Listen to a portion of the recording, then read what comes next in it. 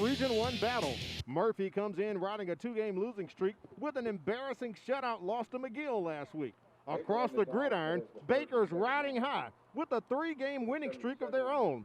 Can the Panthers refocus and pick up a big region win, or will the Hornets engage their stingers and strike fear into Murphy to secure their 5th win in a row against the Panthers? We'll find out next with the MCPSS High School Football Game of the Week. Good evening and thanks for joining us. I'm Al Wheaton, joined by Corey LeBounty. Down on the sidelines, we have Mike Herndon. Corey, we're back to region play, and we've got a big ball game tonight. This game has always decided over the last 3 or 4 years who's going to get a playoff spot. Yeah. And it may not be tonight, but sometimes you have to wait till the end of week number 10 to find out if you're in or not. And this is one of those games to where when you're looking at after 6 weeks of play, 4 weeks from now, this game can determine your playoff fate. Both teams come in at 3-1 in region play, and it is a lot up for grabs tonight. So let's get to your checklist while we can. Baker is the home team. What does Baker need to do to get the win tonight, Corey? Well, you're looking at Baker. They have to get off the field on 3rd down. They have to be stinger stingy to make sure that Murphy is punting the football. They also have to limit explosive plays. And what do I consider explosive plays? Plays in which it goes for 20 yards or more. And they also have to have great special teams play, Al. For the Murphy Panthers, they must be physical. This week in practice, they went back to the old Oklahoma drills. I heard that. There's some defensive changes that have taken place, so you can look for Murphy to be very physical up front. They have to score in the red zone, and that's going to be very important also to put points on the board when you have that opportunity within the 20-yard line. And they have to eliminate Panther penalties. Get out of their own way. Don't shoot themselves in the foot. If they're able to do that, we should have a spectacular finish tonight. Yeah, I think we're set up for a real great ball game. Let's take it down to the field. Check out game field conditions with Mike Herndon. I tell you what, fall has fallen. It's unseasonably mild for Southwest Alabama, but a beautiful night for football. The field looks in great shape, and despite the fact that we had a hurricane come through this area a couple weeks ago, no real damage to the field other than the Clem Richardson sign over the scoreboard. So it'll be a great night for football here in Baker.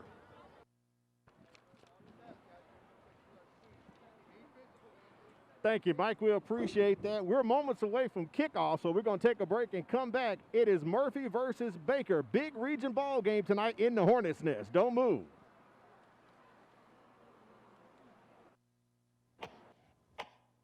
What's the matter, baby? You're not feeling good?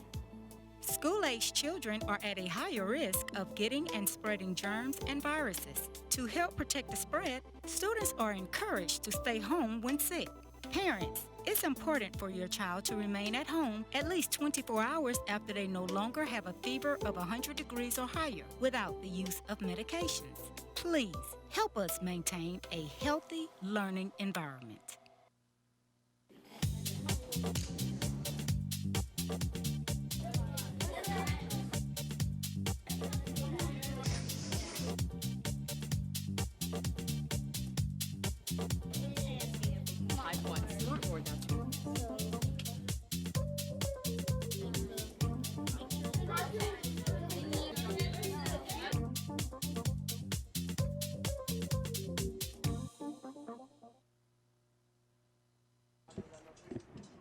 We welcome you back to Clem Richardson Stadium here on the campus of Baker High School, the MCPSS High School Football Game of the Week. And Corey, we have a great one lined up tonight. Both of these teams 3-1 in the region and almost somewhat evenly matched when you come into this ball game. And that's all you can ask for in this situation. And because of it, you're looking at a great contest between two evenly matched 7A Region 1 teams. The Baker Hornets. All right, let's take a look at the Future One's forecast right now. Corey, game kickoff conditions 68 degrees, 44% humidity, no chance of rain for the entire night, but look at that temperature. It's going to drop as we get into 8, 9 o'clock, dropping down to about 62 degrees. Typically, we get out of here between 9:30, 9:45, but the humidity is going to rise, Corey. So I see that you brought your trousers and you brought your jacket, your windbreaker tonight, so you're ready.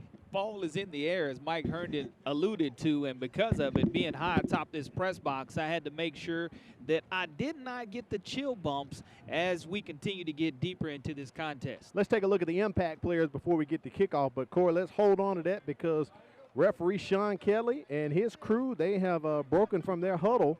Baker won the toss, and they have deferred to the second half. Murphy will be receiving the ball, so going back for them, look for Deshaun Brooks and Khalil Johnson to take this kickoff. Headed your way from Peyton Engel as we're moments away from kickoff here inside of Clem Richardson Stadium. We talked with Coach Norman before the ball game. The only damage to the stadium, they had a few shingles in one of the snack shacks, but the name of Clem Richardson, the Clem part is missing, Corey, on the scoreboard. Yeah, it is. I mean, when you consider the amount of wind damage that was done across Mobile and Baldwin County, only to have a little bit of signage blown out, right. Baker definitely caught the break in that situation. But this field looks beautiful and immaculate. 2 weeks in a row, we've seen great playing surfaces on natural grass. Right, last week at MGM and today here at Baker. I was doing some turf management this morning at the house. Asked Coach Norman, are you cutting it a little lower? He said, yeah, so look for some speed tonight because we do have some speedsters on the field. Deshaun Brooks is going to take that kickoff at about the 15-yard line, and he is leveled at the 25. So we'll get a look at the Murphy offense as they come onto the field, led by senior quarterback Alex Howell. He's a 59% passer and has thrown for nearly 500 yards and rushed for almost 150 on the ground. The Panthers are missing their big running back, Theris Wheeler, tonight. He's out with the injury, so Khalil Johnson's going to get the start. Outside, look for Tanaka Scott and Al Robinson to haul in passes from Howell. They are the Panthers' top receivers. Up front, a few changes taking place for tonight's game. Sophomore Malachi Howard slides over from right tackle to center, and Douglas Boyce will be handling right tackle duties. The Panthers average 267 pounds as Johnson takes that ball up to the 30-yard line on Murphy's first play. Kel Britford, the 5'10", 170-pound junior on the stop, has 14 solo tackles so far. A good positive yardage gain on first down for the Murphy Panthers. But before this game started, it was senior night here at Baker. That's right. To where they honored the football players prior to. So Coach said they had 26 seniors on his roster, and all of them were honored before the game. Yeah, we're going to play a little video later on for that as they honor. They have a ton of students over here at Baker High School, the largest high school in Mobile County and second in the state. And on second down, Khalil Johnson's probably going to go nowhere on that one. No gain, I'm thinking, Corey. It's third. Well, yeah, it's going to bump him back a little bit. It'll be third and long here coming up for the Panthers. Javaris Jackson, the 6'3", 275-pound senior, making a nice stop for the Baker Hornets. And with the loss of yardage, now they're behind the chains down in distance-wise. You know, you look for Tanaka Scott right here in one-on-one coverage at the top of your screen.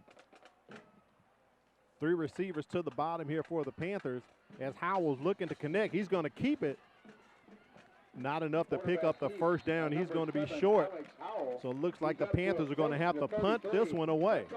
The inside tandem of Terry Kirksey and Trey Phalo getting the stop for the Hornets, and it's going to bring up 4th down and 2. And here at the beginning of the game, I think you want to go ahead and flip the field instead of going for it deep in your own territory. But, hey, look, it's a situation to where no holds barred for the Murphy Panthers. Maybe a quick kick here if you're the Panthers. Or maybe try to draw Baker offside. So Murphy not punting here.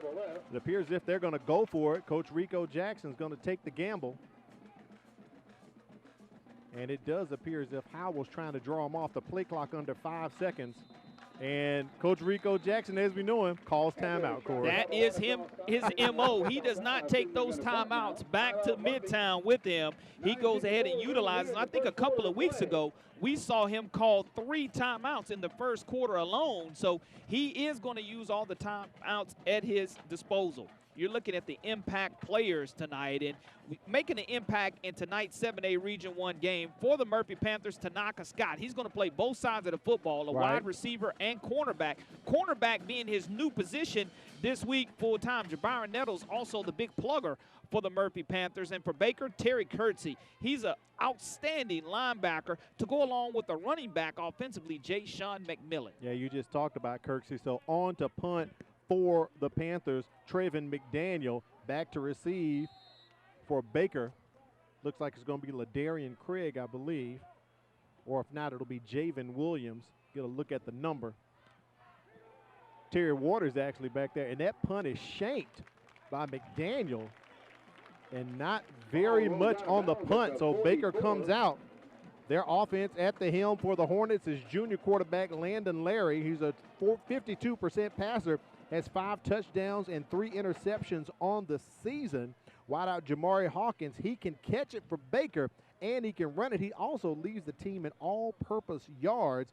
Javen Williams has great hands, averages about 20 yards of reception, but the Hornets love to run it. When they do, just your impact player you talked about, Corey, look out for Ja'Shawn McMillan to be carrying the rock as he is lined up next to Larry in the backfield.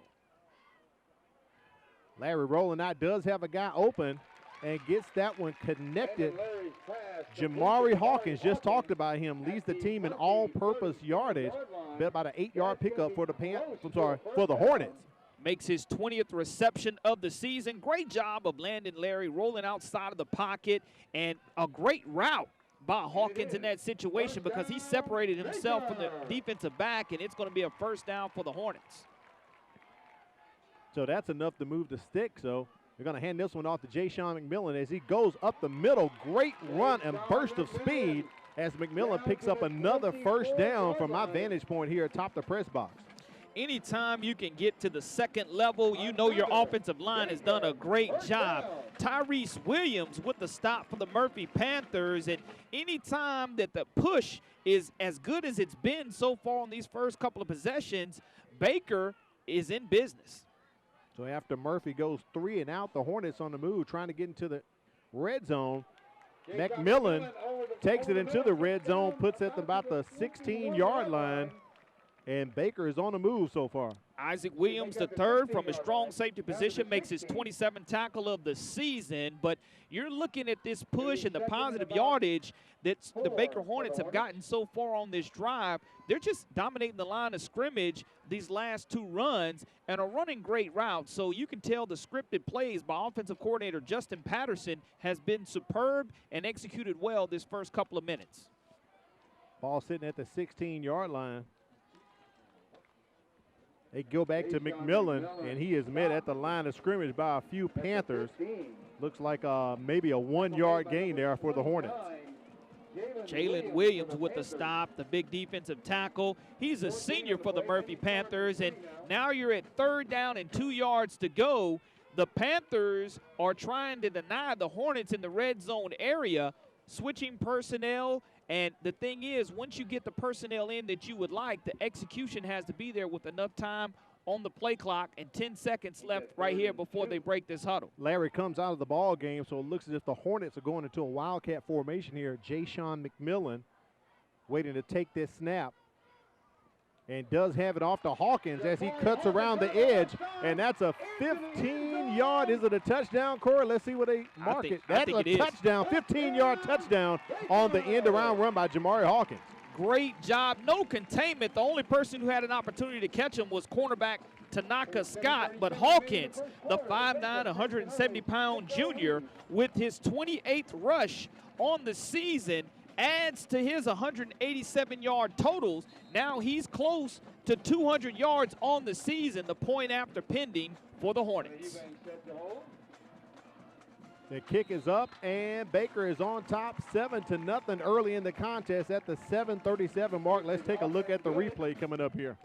You bounce outside of that containment, which they did, and Hawkins does a good job of finding that pylon, stretching out, putting 6 on the board.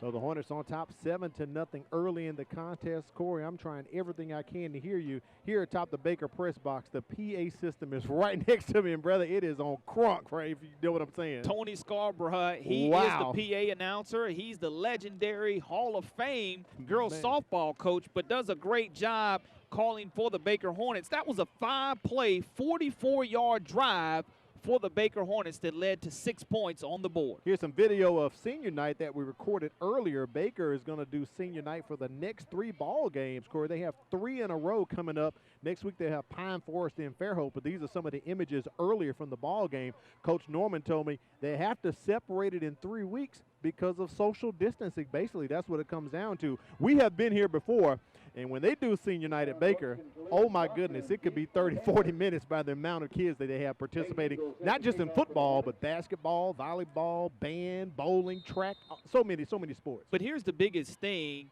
You want to go ahead and recognize these seniors as soon as possible. That's right. Because you don't know when COVID may take away a home game for you. So I'm glad they were able to get and honor the football team here prior to the game.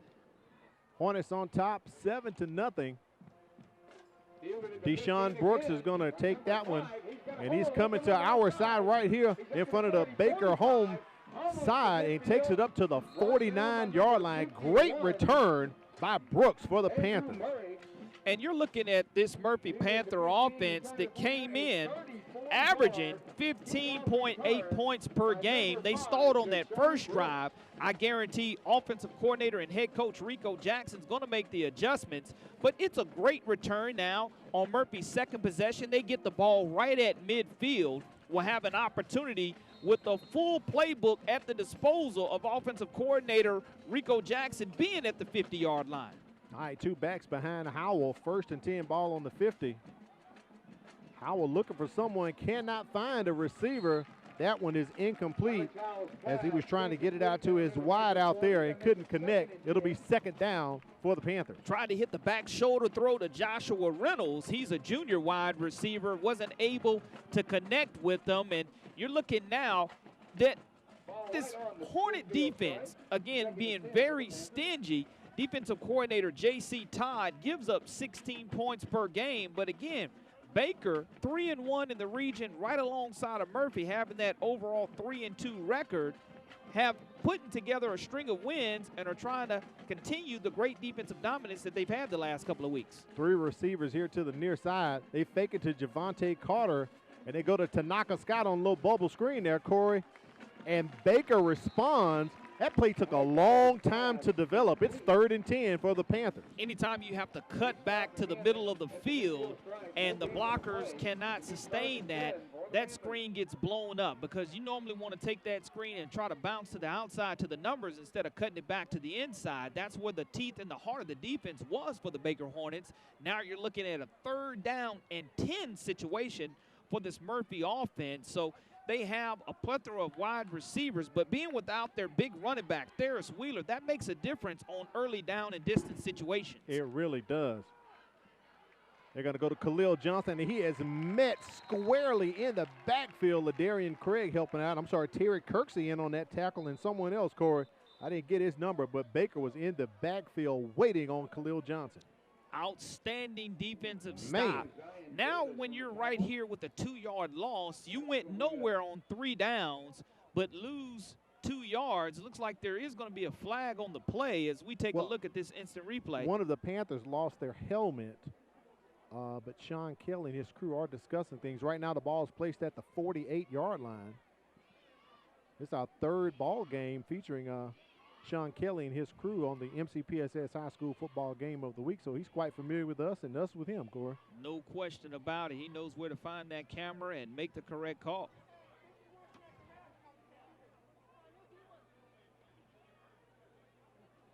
It's a 15-yard penalty. With the yardage, it's a 1st down. So unsportsmanlike on the Hornets. I did notice one of the Panthers linemen, his helmet was off maybe back here about the 30-yard line. And that's going to keep Murphy's drive alive with that 15-yard unsportsmanlike. Wow. Huge break for the Murphy Panthers and the exact break that they needed to try to get a little momentum going right here. Tanaka Scott at the bottom of your screen has single coverage. I'll be interested to see if Alex Howell looks him off or tries to go to him over the top directly for a deep ball. Ball on the 37-yard line of Baker. It's just going to hand this one off to Carter. And he was trying to duck a dodge. A couple of the Hornets tacklers brought down at the 30-yard line. 2nd and short, great run by Javante Carter. And if you have blocking by your wide receivers, along with him being able to make one single move, it's 6 on the board. But on 1st down, that's the first time we've seen the Panthers get positive yardage on early down and distance situations. So, as you like to say, Corey, stay ahead of the sticks when you can. And Murphy sitting right here, 2nd and 3. Gonna go back to Carter. He's trying to turn the corner and runs into those Hornets again. Maybe about a half-yard pickup on that one. It'll be 3rd and short. third down and close to a long 3 yards to go. We'll call it, I'm going to call it 3. Yeah, I'm going to call it 3 too. I think it's a long 3 in that situation, Al, but now you're at a situation to where, to me, you are in 4-down territory early in this game if you're Rico Jackson, because you know what the kicker's range is, right. Edie Binga. Edie Bingy, his range is about 35 yards and in, so they're just outside of his window. They need to get this first down here to keep this drive going at 5:04 in the first quarter. Rayshawn Kid Bryant comes in on offense to help out. I believe he is down, Corey. So that's enough for the first down. Nice run by Rayshawn Kid Bryant. And that's something we saw them do a couple of weeks ago against the Theodore Bobcats. That's Put correct. him in the running back situation. He runs extremely hard for the Murphy Panthers. You look at the replay, he just ducks his head and plows forward, knows exactly where the sticks are, and does pick up a huge first down. Trying to bring that same spark to the ball game tonight. Going back to Bryant again, he picks up 2 or 3. It'll be second down. We'll call it 7 here for the Panthers. Javaris Jackson, the 6'3", 275-pound senior nose tackle on the stop for the Hornets. But 1 or 2 yards on first down gives you an opportunity. You've had success running the football to set up that play action and hit one of those quick bubble screens or quick out passes to these electric wide receivers that the Murphy Panthers do have. Tanaka Scott moving to the top of the screen just outside the number. They fake it to Deshaun Brooks. Khalil Johnson comes in, takes the carry, and he is wrapped up by the Hornets. Maybe picks up 1 yard. It's going to be 3rd and short here, Corey. Heavy dose of running as you see Alex Howell go over to the sidelines, get the call from offensive coordinator and head coach Rico Jackson, and he's going to bring the play back in. There's 20 seconds remaining on the play clock, so plenty of time to break the huddle and go ahead and get your team in the correct formation offensively. But I'm going to continue to say it. Tanaka Scott being outside on the island, I want to see how long it takes Howell to even look to him. So no gain on that play. They toss it off to Deshaun Brooks on a little jet sweep. And, boy, the Hornets defense is all on it tonight. J.C. Todd has his guys together, Corey. It's another 4th down here coming up for the Panthers. The Hornets swarming around the football. That's Terry Kirksey, the middle linebacker, one of our impact players, 6'3", 215-pound senior. Brings up 4th down and 6 yards to go with the ball right at the 17-yard line. Looks like the 16. I'm gonna say the 16 right there, Corey. All right, so you're looking at that being a 33-yard field goal attempt coming up for the Panthers. Edie Bingy coming out here. Looks like going to place it maybe about the 24, 23, about 23-yard line. So delay a game. And the play clock has run out. Or timeout. They're going to give Murphy the timeout. Coach Jackson's timeout is being honored. So at 2:30, Coach Jackson gets the timeout in before Edie Bingy can come out to kick that ball. Corey, as we said, his range is about 35 and in. So right here, this will be a 33, 34-yarder coming up for the young man. 8 of 11 on his extra points on the season. He's attempted 1 field goal so far. He's 0 for 1. This will be his 2nd field goal attempt coming up here tonight. Well, it would have been huge right there if that penalty would have been called, because that'll back you up 5 yards and make it a little bit further. If you have a good snap, a good hold, it gives your kicker an opportunity to do what he excels at. And again, we haven't seen the Murphy Panthers kick a lot of field goals this season, but coming out of this timeout, they're lined up. The kicker is walking it off the down and distance, and he's going to get a good look. Square on the right hash mark, and he wants it to go from right to left and get 3 through the goalpost. So I'm going to call the 24-yarder because that's where the holder is putting the tee right there at the 24-yard line. So we'll call this a 34-yard field goal coming up here for the Panthers. Also coming up for you between the first and second quarter, we'll take a look at the Alabama Sports Writers Association top 10 polls. There's a snap. Bingy puts it up. And it is no good. So the attempt no good as the Panthers get nothing out of that drive, Corey. Looks like it had plenty of leg. It did. But from where we are, you couldn't tell whether it was wide right or wide left. You just saw it have plenty of distance. Let's take a look at the offense for Baker. We talked about them on their previous possession. Landon Larry, he is leading the team. He's a 52% passer with 5 touchdowns, has 3 picks on the season. Wideout Jamari Hawkins, we saw him score for them, leading the team in all-purpose yardage. He can run it, he can catch it. Also, Javin Williams has great hands for the Hornets. He averages 20 yards of receptions. Also, they love running it. We've seen Jayshawn McMillan. He's going to carry the rock tonight, averaging 5 yards a carry. The upperclassman offensive line of the Hornets averages 278 pounds as they take possession of this ball right here at their own 20-yard line. Hand off to McMillan.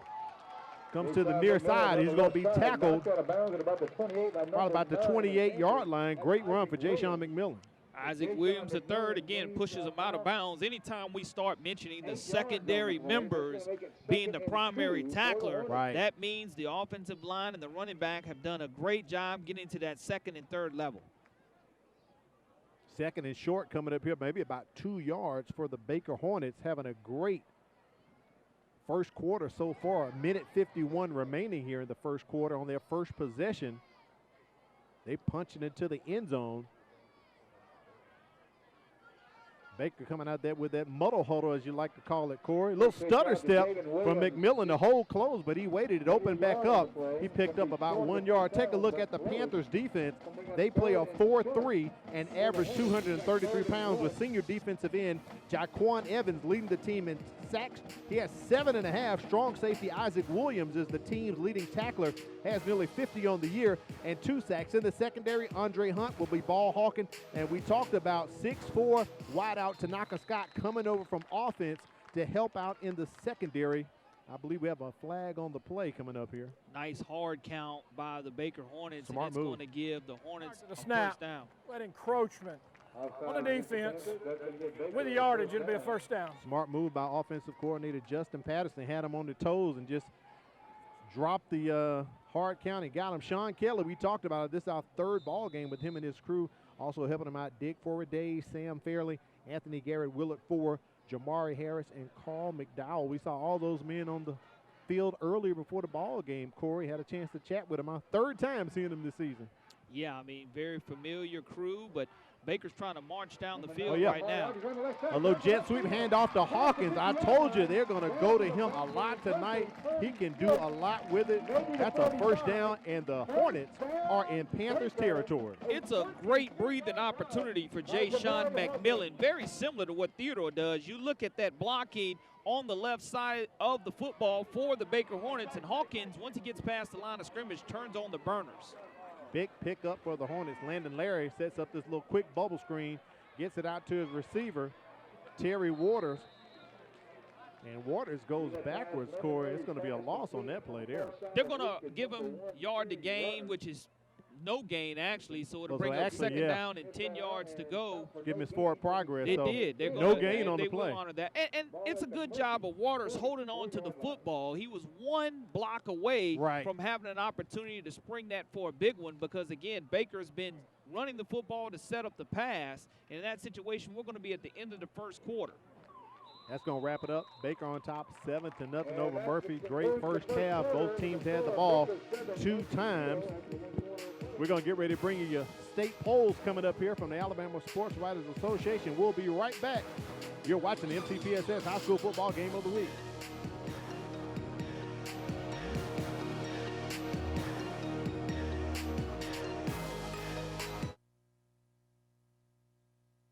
Starts with us. That's why we offer Signature Academies. Hello, I'm Jordan Clark, and I'm in the Health Service Academy at John L. LaFleur Magnet High School.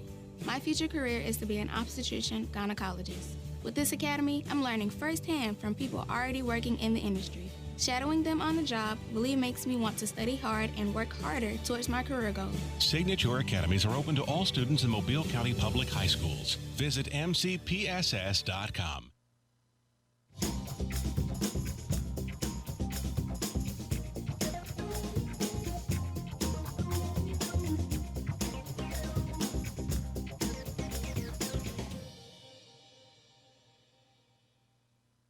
It's a fact. Bullying happens. Bullying can lead to serious physical and emotional pain. But there are some things you can do to prevent or stop it. Stand up for the person who's being bullied. Let the bully know that it's not cool to pick on others. Take action by reporting the bully to a teacher or principal. In the end, when you help someone who's being bullied, you are also helping yourself.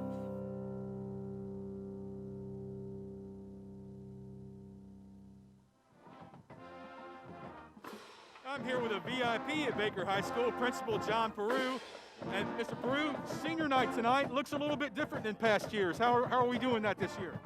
Yeah, definitely. Thanks for being here, Mike. You know, I like to say everything's bigger at Baker, and that's definitely true with all of our seniors. We have so many that we decided to break it up over 3 games. So tonight we had our football players. Next week we'll have our band members, and the following week we'll have our Azalea Trail Maids and our cheerleaders. So we had to break it up. And the school year's looked a little bit different too, obviously. We'll be next Monday starting having some students on campus. Tell us a little bit about how that's going to work.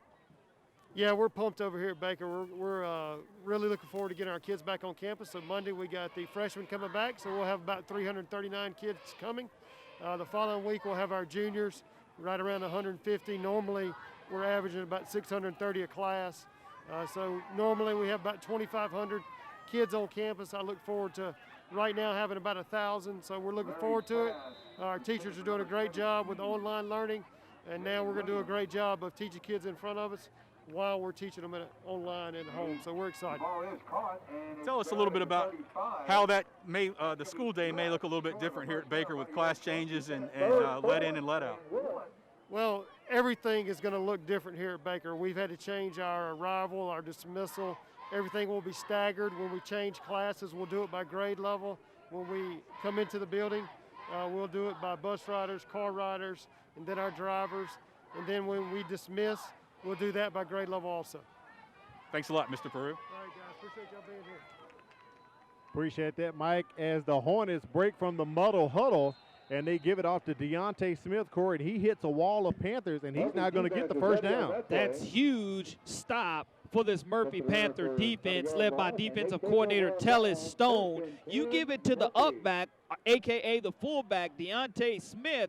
He has almost 200 yards rushing on the season. He was not even able to get back to the line of scrimmage as this big defensive line comes up huge for the Murphy Panthers and gives life back to this Murphy Panther offense. And again, when you come out of that muddle huddle, you either have to look for a quick snap, a hard count, or just a half a yard gain. But again, credit the defense of Murphy for bowing up big time then. So ball over on downs. Baker was successful with it earlier in the contest.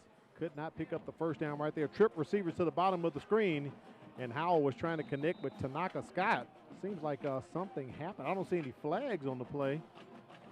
Kind of like the kid stopped playing for some reason, Corey. I mean, even if he would have caught that football, he would have caught it out of bounds. Right. So I'm not sure whether it was an errant throw by quarterback Alex Howell or what the situation was, but that's the first time tonight that we've seen him target Tanaka Scott. It's going to bring up second down and 10 yards to go.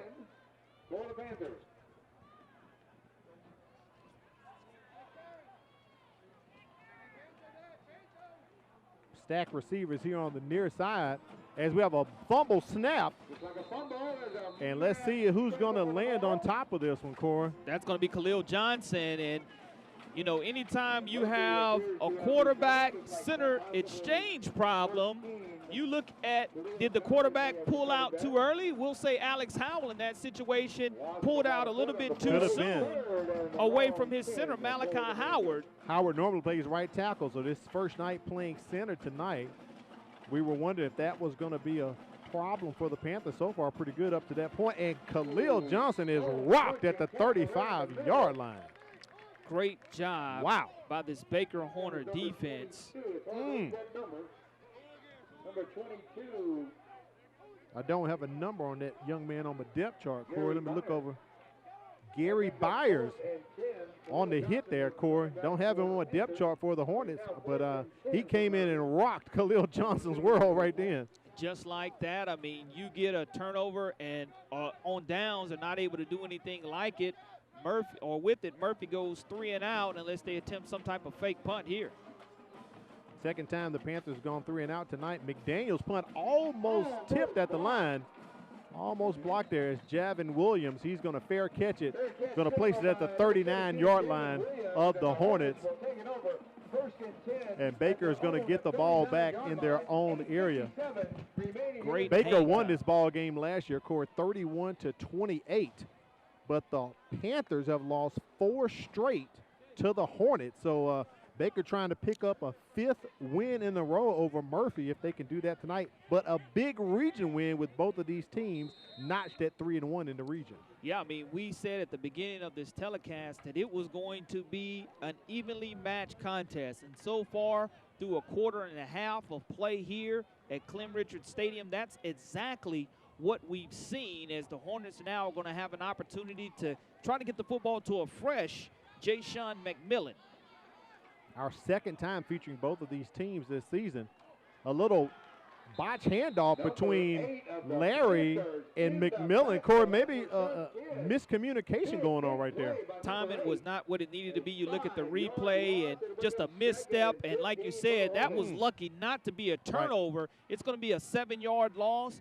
Great job of Rayshawn Kidd Bryant getting into the backfield, and he's one of those two-way players for the Murphy Panthers, as we've already seen him on offense tote the football. Now we see him get in the backfield and make a difference also. 5-yard loss on the play, ball at the 34-yard line.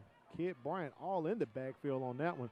Larry's trying to air this one out, trying to connect with his receiver, Terry Waters, and that is incomplete. It's going to take Baker to 3rd and long. Deshaun Brooks, the cornerback, he's a senior in defense on the play, did a good job, and there was plenty of air underneath that Landon Larry throw in that situation. Yeah. Either one of them could come down with it, but the Panthers were Johnny on the spot, were able to knock it away, and like you mentioned now, brings up 3rd down and 17 yards to go for the Baker Hornets. And we saw Murphy convert earlier this year on 2nd and 50. It's hard to go to the offensive playbook for 3rd down and 17. You just want to try to get half of this yardage back. Trip receivers here at the bottom of the screen, and Larry's just going to toss that one out to Ja'Shawn McMillan. Incomplete, takes Baker to 4th down. I said it earlier, we've seen both of these teams twice this year. We had Baker against Theodore and had Murphy against Davidson. Got to thank my folks at Firehouse Subs. Enjoy more subs and save more lives. A portion of subs purchase will go to the Firehouse Subs Public Safety Foundation, providing life-saving equipment to first responders. Thanks to Jim and Susie Sherman at Greenlight Road for taking care of us with Firehouse Subs. Also, Future Ones, where you can get your team apparel and equipment from baseball to wrestling, all sports in between. Wear the future with Future Ones. And, Corey, I'm wearing my Future One Gator tonight that you brought in. I appreciate it. Styling and profiling tonight, my brother. No I like question. it. No question about it, brother. That punt is shanked off by Peyton Engel. Going to take a little bounce up to about the 47-yard line of the Panthers. So I know Engel not happy about that punt he just delivered for the Hornets. Yeah, lucky that it did go 13 or 14 yards on that punt, and you're able to get into your own territory, start Murphy in their own territory, but knocking on the door of the 50-yard line. We have not really seen the Panthers go beyond midfield so far here in the first half of play, but you're in excellent field position right here to start this drive. The farthest they got down was to the Baker 24, I believe, early in the contest, and that pass pretty much is going to go backwards there. They get it to Tanaka Scott, Corey. It's going to be second. Maybe a 1-yard loss here looking at. Baker coaches imploring a block in the back in that situation, and I thought I might have seen one, and that's what you see in the coaches on the sideline asking for right now. But it's a 1-yard loss on the play, and you look at Tanaka Scott, Here's get that. There's the block in the back right there. A nice little push, but they said that Reginald Jones didn't push hard enough to be called for it. 2nd and 11 for the Panthers. A 1-yard loss on the play. Double stack receivers at the bottom. Tanaka Scott at the top. They hand it off to Khalil Johnson. Big hole. Corey LeBounty, you and I could have ran through that one together. Great run by Khalil Johnson into Baker Hornet territory. And that's exactly what you have to do. Javante Carter showing the, that's going to be Khalil. That's Khalil Johnson there. Showing the explosiveness, hitting the hole, doing a good job of the offensive line, getting those big blocks. As you're looking at Douglas Boyce opening up that hole for Khalil. Boyce moving over to right tackle tonight as Malachi Howard moves to center. And they go back to Johnson again for about a 6 or 7 yard pickup. And 2 flags come in late after the play. Let's see what this call is going to be from our officiating crew. And I'll have to give a shout out to that big offensive line. They don't get enough love.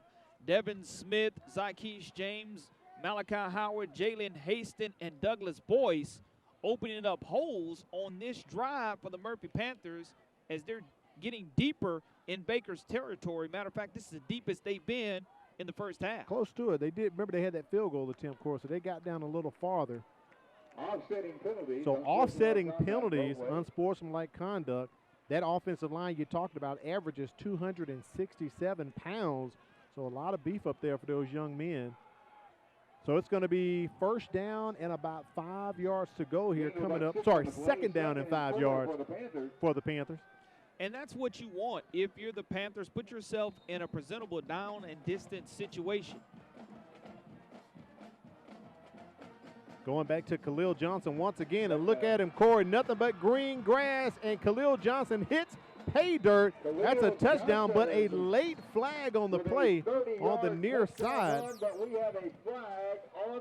It may be coming back. About a 30-yarder, but we're going to see what the call is. Tanaka Scott was sitting down and very upset where the flag came out. It's going to be on the left side of the screen, right at the 30-yard line when it was called.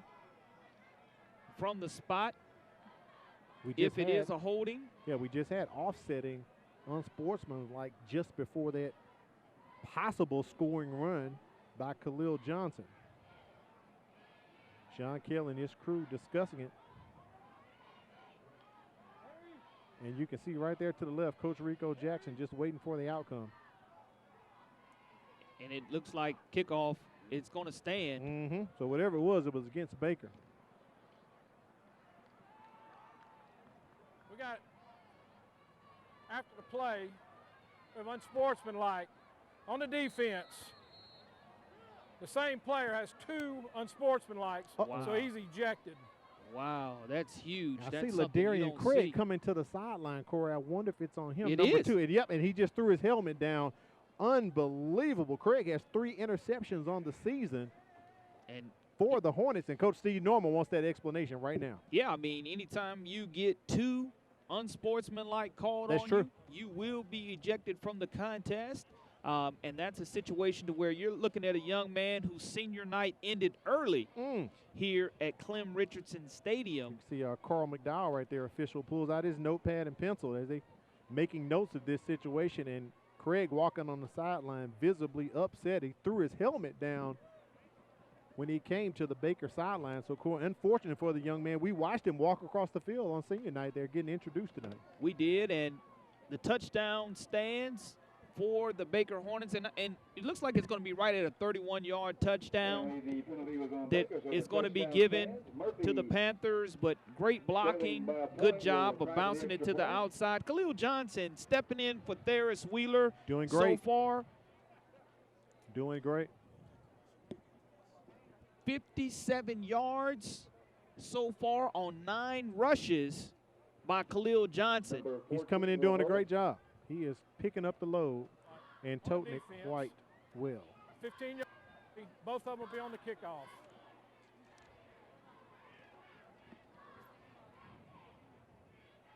Edie Bingy on for the extra point here. He's 8 for 11 on the season with extra points.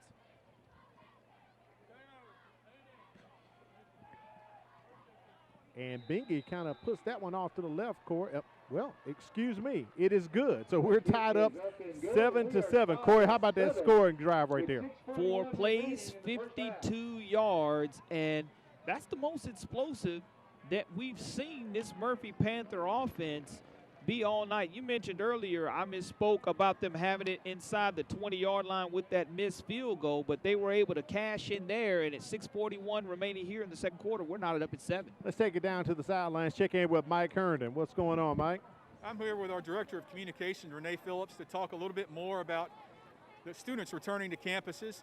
Monday's going to be a lot different with students on our campus. How will that go? That's right. So we're excited that we're going to be welcoming back students who want to come back on Monday. It's going to look different. We're going to have masks. We're going to be doing social distancing. We're going to be cleaning constantly. But I've talked to teachers, principals. They are so excited to be welcoming kids back. And you were at a school on Monday. We have had a few students come back already. Tell me about Callahan School for the Deaf and Blind on Monday. That's right. So on Monday, we welcome back some of our students with special needs. So I was at Callahan School. There was lots of laughter. There was giggling. There's even some happy tears. The students were glad to be back. They love their teachers.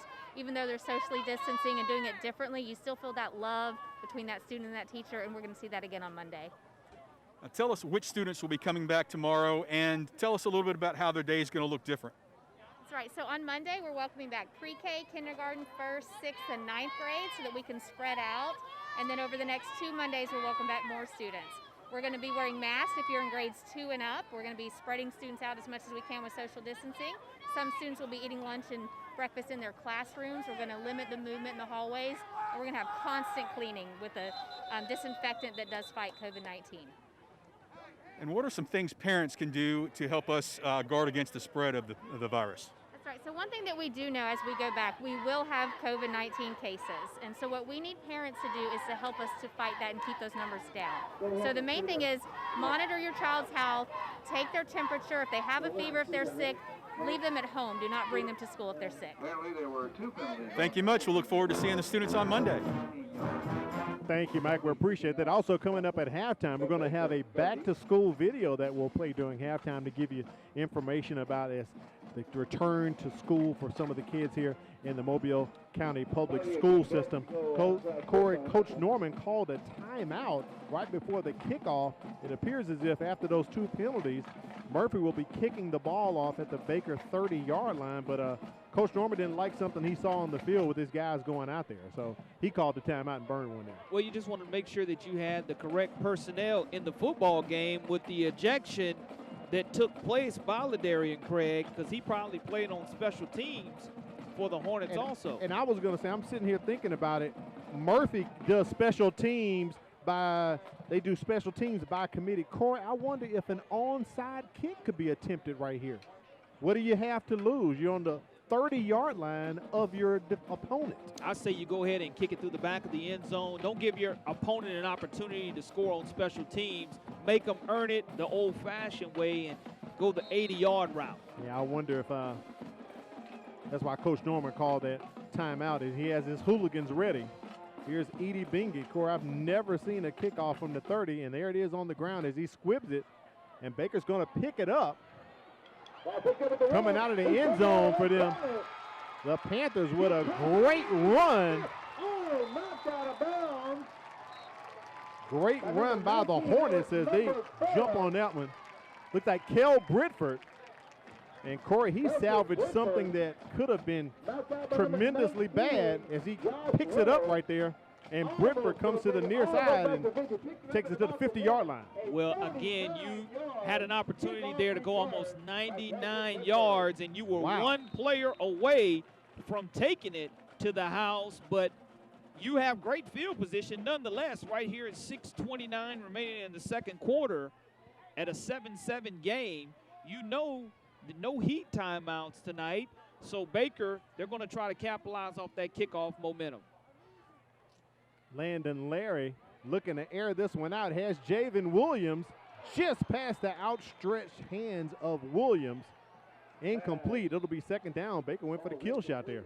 You might as well on first down. You're right there at midfield. Offensive coordinator Justin Patterson does dial up the kill shot right there. And in defense, we've seen a lot tonight. Deshaun Brooks being very active in the secondary. Right. Not necessarily being picked on, but that's where they're looking to throw the football, and that's the side of the field that Deshaun Brooks is playing on. Hornets coming out of this muddle huddle right here, under 10 seconds on the play clock. Larry over the center. Jamari Hawkins on the jet sweep. Cuts it up the middle. Nice gain. He's going to pick up the first down. And it looks like this little rugby scrum is going to end at the 39-yard line. So nice run by Jamari Hawkins. Stopped by Jaquan Evans, the defensive end. Came in with 7.5 sacks, but you look at the shiftiness and the speed of Hawkins. Yeah. We saw him score on a very similar run early. Correct. And Hawkins now has 3 rushes for 47 yards with 1 touchdown. And I love the muddle huddle because if you come out of it, you can get a quick snap. You can catch the defense kind of on their heels a little bit because it's hard to match up formation-wise. Larry under center once again. Hawkins goes into motion. They fake it, give it to Deontay Smith, and boom, brought down to the ground by Jalen Williams, Corey, all in the backfield. 10th solo tackle on the season, his 5th tackle for loss, as the big defensive tackle from being a senior shows his experience, staying at home, being able to shed the offensive lineman there. Yeah. Now it's going to bring up 2nd down and 11 yards to go for the Hornets. 1 yard loss right there on Deontay Smith. Hornets looking to the sidelines as we approach 5 minutes remaining here in the first half. Don't forget, halftime, we have the band coming up. The Baker Band's going to play for us, Corey. We didn't get a chance to see Blunt or MGM last week. They're going to play. And also, we're going to have a back-to-school video for you, and we'll take a look at some first half stats as a flag comes in before that play got off. Let's see what the call is going to be. Blue. Yeah, prior to the snap, had a false start. So a on false the start on the Hornets. 5-yard penalty, 2nd down. Push them back to the 45-yard line. Coming up later on, Corey, see if you can redeem yourself from last week. We'll have the game of the week brain buster. So far, you're 3-1 on the season. Your first L last week, Corey. I did take it, and I didn't like it. I didn't like it at all. So I'm going to have an opportunity to try to redeem myself. We'll have that coming up sometime in the 3rd quarter. I see you got your buddy over there, John Vela from AL.com. Try to phone a friend or tap a friend or Instagram a friend. Little screen set up here for the Panthers. They cannot get that executed. That's going to take them to 3rd and long. Tyler Jones, the fullback, trying to slip out after all the defensive linemen try to rush and sack the quarterback. And he's a fullback and a senior in that situation. And if he would have made a good throw and been able to keep his footing, he probably would have got back to the original line of scrimmage. But now Baker exchanging personnel here on a 3rd down and 16 yards to go. Trip receivers to the top. Larry in an empty set backfield.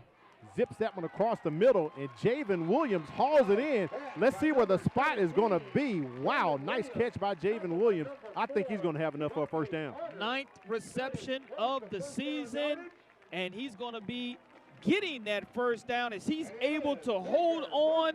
And it was a nice rodeo-style tackle by Javante Carter, the young man we've seen play both ways for the Murphy Panthers so far. But right down to the 28-yard line are the Baker Hornets. Wildcat formation, Jay-Sean McMillan in the backfield. Hawkins goes across, fakes the jet sweep. And that is not Landon Larry, as Tony Scarborough is all in my ear, Corey. That is Jay-Sean McMillan at the Wildcat. It is Jay-Sean, and that's the package that he feels comfortable running. And anytime you have a new quarterback in the game, you have to make sure you had a good snap, and they're going to go right back to that Wildcat. So you want to make sure that he does get a good snap. Ball on 23-yard line. And McMillan appears to have drawn the Panthers offside. 2nd time tonight we've seen that hard count go against the Murphy Panthers. On the defense, 5-yard penalty, still 2nd down. So not enough for the first down. They're going to be just shy of it. Or no correction, Sean Kelly. The chains are moving. So it's first down for the Hornets inside of the red zone. 2nd time tonight. They're going to spot this ball. Looks at about the 17-yard line, Corey. It will be at the 17, Al, as the Wildcat formation is still in effect. And that one off to Jamari Hawkins. He scored on a play similar to this in the 1st quarter as he gets up to the 10-yard line. A couple of weeks ago when Murphy played Theodore, they couldn't quite get the spark going, and we saw them go to a formation like this as they brought in Rayshawn Kidd Bryant. Kind of gave them a spark as they tried to get back in the ballgame. They did end up losing to Theodore, but this Wildcat can help a team out sometimes. No question about it. Tanaka Scott on the stop, and McMillan's getting right back in the Wildcat for the Hornets. Second down, he has enough to get the first down without scoring, and he slips up. Corey, the turf monster, I believe, has made an appearance tonight here at Hornet Stadium. Rayshawn Kidd Bryant did a good job trying to stop containment, and because he made the running back cut upfield just a shade, he trips and falls. But look at the containment right there. There's the turf monster. And again, that's tough in this situation. Now you're looking at 3rd down and 2 yards to go with the same exact formation, and they're going to get another encroachment penalty by the Panthers. That looks like Rayshawn Kidd Bryant jumped over there. He is upset with himself. And rightfully so, because that's the 2nd time on this drive. Snap. We had encroachment on the defense. 5-yard penalty will be a first down. Ball placed just inside the 5-yard line. And the Hornets clearly in the scoring zone right now as they're sticking with this Wildcat package. Handed off to Hawkins. He's trying to cut back up the middle. Stretching out. He's going to be short. I think he'll be at the 1-yard line, Corey. He is going to be right at the 1-yard line. Let's see if the Baker Hornets go tempo in this situation. They are going to continue to go tempo. Right. Have the Murphy Panthers on their heels, and McMillan's back at quarterback. McMillan's going to keep that one and just step right into the end zone for a 1-yard touchdown. The Hornets extend their lead. And you look at McMillan, he goes over 80 rushing attempts on the season, and he has close to 400 rushing yards. But that one was predicated as they got down to the 40-yard line. We're going to go Wildcat with McMillan to get us where we needed to be. 6 more points for the Baker Hornets on the board. Peyton Ingle on for the extra point. The kick is up, and it is good. Baker on top, 14-7. 2:01 remaining here in the half. We'll be back with more action. This is the MCPSS High School Football Game of the Week.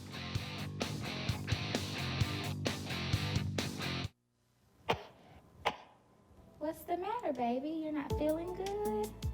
School-aged children are at a higher risk of getting and spreading germs and viruses. To help protect the spread, students are encouraged to stay home when sick. Parents, it's important for your child to remain at home at least 24 hours after they no longer have a fever of 100 degrees or higher without the use of medications. Please help us maintain a healthy learning environment. At Mobile County Public Schools, we believe it starts with us. That's why we offer Signature Academies. I'm Tracy Tran, and I'm in the Healthcare and Dental Academy at Theodore High School. In the Dental Academy, I'm working alongside dental professionals getting hands-on training from those already working in the industry. Shadowing them on the job makes me want to work even harder because now I know what I want to be. Signature Academies are open to all students in Mobile County Public High Schools. To find out more, visit mcpss.com. We welcome you back to Clem Richardson Stadium here on the campus of Baker High School. Baker on top, 14-7 inside of the Hornets' nest. Good ball game we have so far, Corey. Knew it would be. Now let's see how the Murphy Panthers are able to respond here, running their 2-minute drill with 2:01 remaining here in the first half of action. Ingle's going to just pooch kick this one. And the Panthers are going to fair catch that one. Some scores from around the Mobile Baldwin County area at Ladd Peebles Stadium. Williamson leading Jackson 14-13. And over in Daphne leading Bryant 21-3. Other scores, 7-7, Spanish Fort in Saraland, and Faith Academy and UMS Wright tied at 7 apiece. St. Paul's leads Satsuma 28-0. Most of those games in the second quarter? Cool. Yes, sir. Okay. They are in the second. 1st and 10 here for the Panthers at the 30-yard line. Hand off to Khalil Johnson. He's been running very well tonight. Tries to spin out of a tackle and is brought down for about a 2 or 3 yard gain. And when you start talking about Terry Waters from his free safety position, the 5'11", 185-pound senior plays both ways, but you have a good gain on first down, and we got a steady dose of Johnson on that last drive by the Murphy Panthers.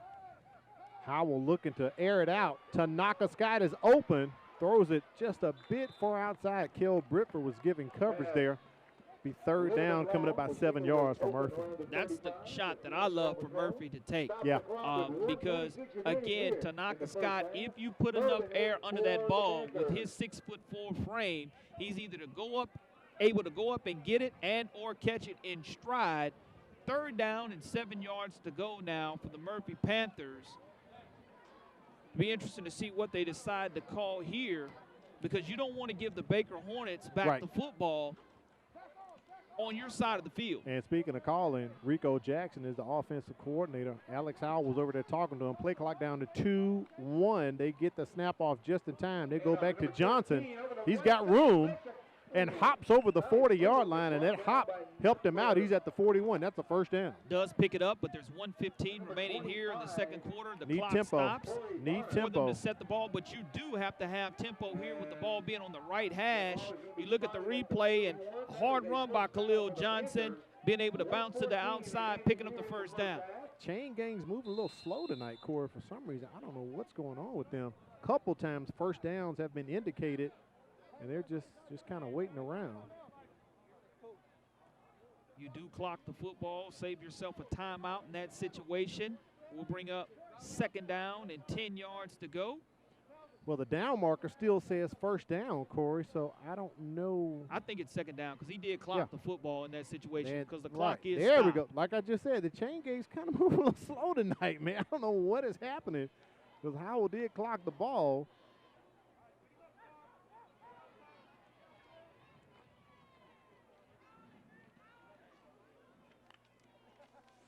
Howell takes a snap, gets the quick out to Reynolds, and he is pushed back. I'm sorry, Deshaun Brooks with the reception and brought down, but that's a significant loss. And I believe Coach Jackson's going to call a timeout right there, Corey, to stop the clock. Jordan McNeil closing quickly from his cornerback position. 5'10", 170-pound senior, makes his 8th solo tackle of the season, his 3rd tackle for loss, and just did it in textbook fashion in that situation. Now you're looking at the Murphy Panthers looking at third down and 17 yards to go with the football at their own 34-yard line. You have a situation here to where whatever you call, you've had success bouncing the football to the outside to Khalil Johnson. You definitely want to try to flip the field if you don't get this first down, because with 1 minute remaining or less than a minute after this play right here is run, Baker still has an opportunity if you don't pick up this first down to go ahead and get their offense on the field, if nothing else, to attempt a long field goal if they get in range. Baker still has 2 timeouts in their back pocket as well, so Coach Norman has that to use if he needs to, if they get the ball back.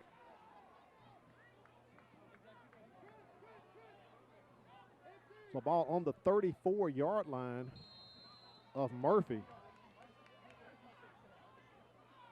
3rd and 14 coming up here. They fake the screen to Tanaka Scott, and wide open is Khalil Johnson running down the sidelines. 20-10, and he is brought down, but did he step out of bounds? I don't believe so, Corey. They're going to mark him down at the 5 or 6 yard line. Great play call there from Coach Rico Jackson. And you look at an explosive play, the first by the Murphy Panthers. Good job of Alex Howell being patient in the pocket, pump fakes, puts it on the money, catches his really running back in stride in that situation, and there's going to be a timeout called by the Baker Hornets. Calls timeout. As J.C. Todd, defensive coordinator, is not happy at all with them giving up. That's a 60-yard explosive play. Touchdown-saving tackle by Calvin Irby, the sophomore of the Hornets, as he hawked down Khalil Johnson there, because Johnson was in stride heading for the pay dirt, Curry. He really was, and I don't think he even felt the defender closing in on him, but you're exactly right. That saved for sure 6 points for the Murphy Panthers, but on third down and 17 yards to go, you saw an excellent design play by the Murphy offense. I'm not sure if that's a busted coverage or what, but no matter what, 1st and goal for the Panthers. We weren't busted tonight. Firehouse Subs came through. Jim and Susie Sherman at the Greenlight Road location. Thanks to them, as always, Corey. The treats were just unbelievable, so thanks to Firehouse Subs for what they do for us here at the MCPSS High School Football Game of the Week. So it is first and goal for the Panthers. Looks like the ball's on the 6-yard line, I believe. That was a huge play for Murphy. They're going to give it back to Khalil Johnson. Let him get his glory, man. That's a touchdown. Khalil Johnson, 6-yard run as he punches it in the end zone. Young man who came in, made his 5th reception, now has over 75 yards receiving, also has his 3rd rushing touchdown of the season. Murphy Panthers 1 point away from tying this contest at 14 apiece. Now, Corey, on Edie Bingy's last extra point, I thought it was no good. I thought the field goal was actually good, but they called that one no good, and they called his extra point no good. I mean, called it good. So let's see what happens here. Edie Bingy puts that one. Now, that one looks good to me, Corey. We're tied up 14-14. We'll be back with more action. It's the MCPSS High School Football Game of the Week.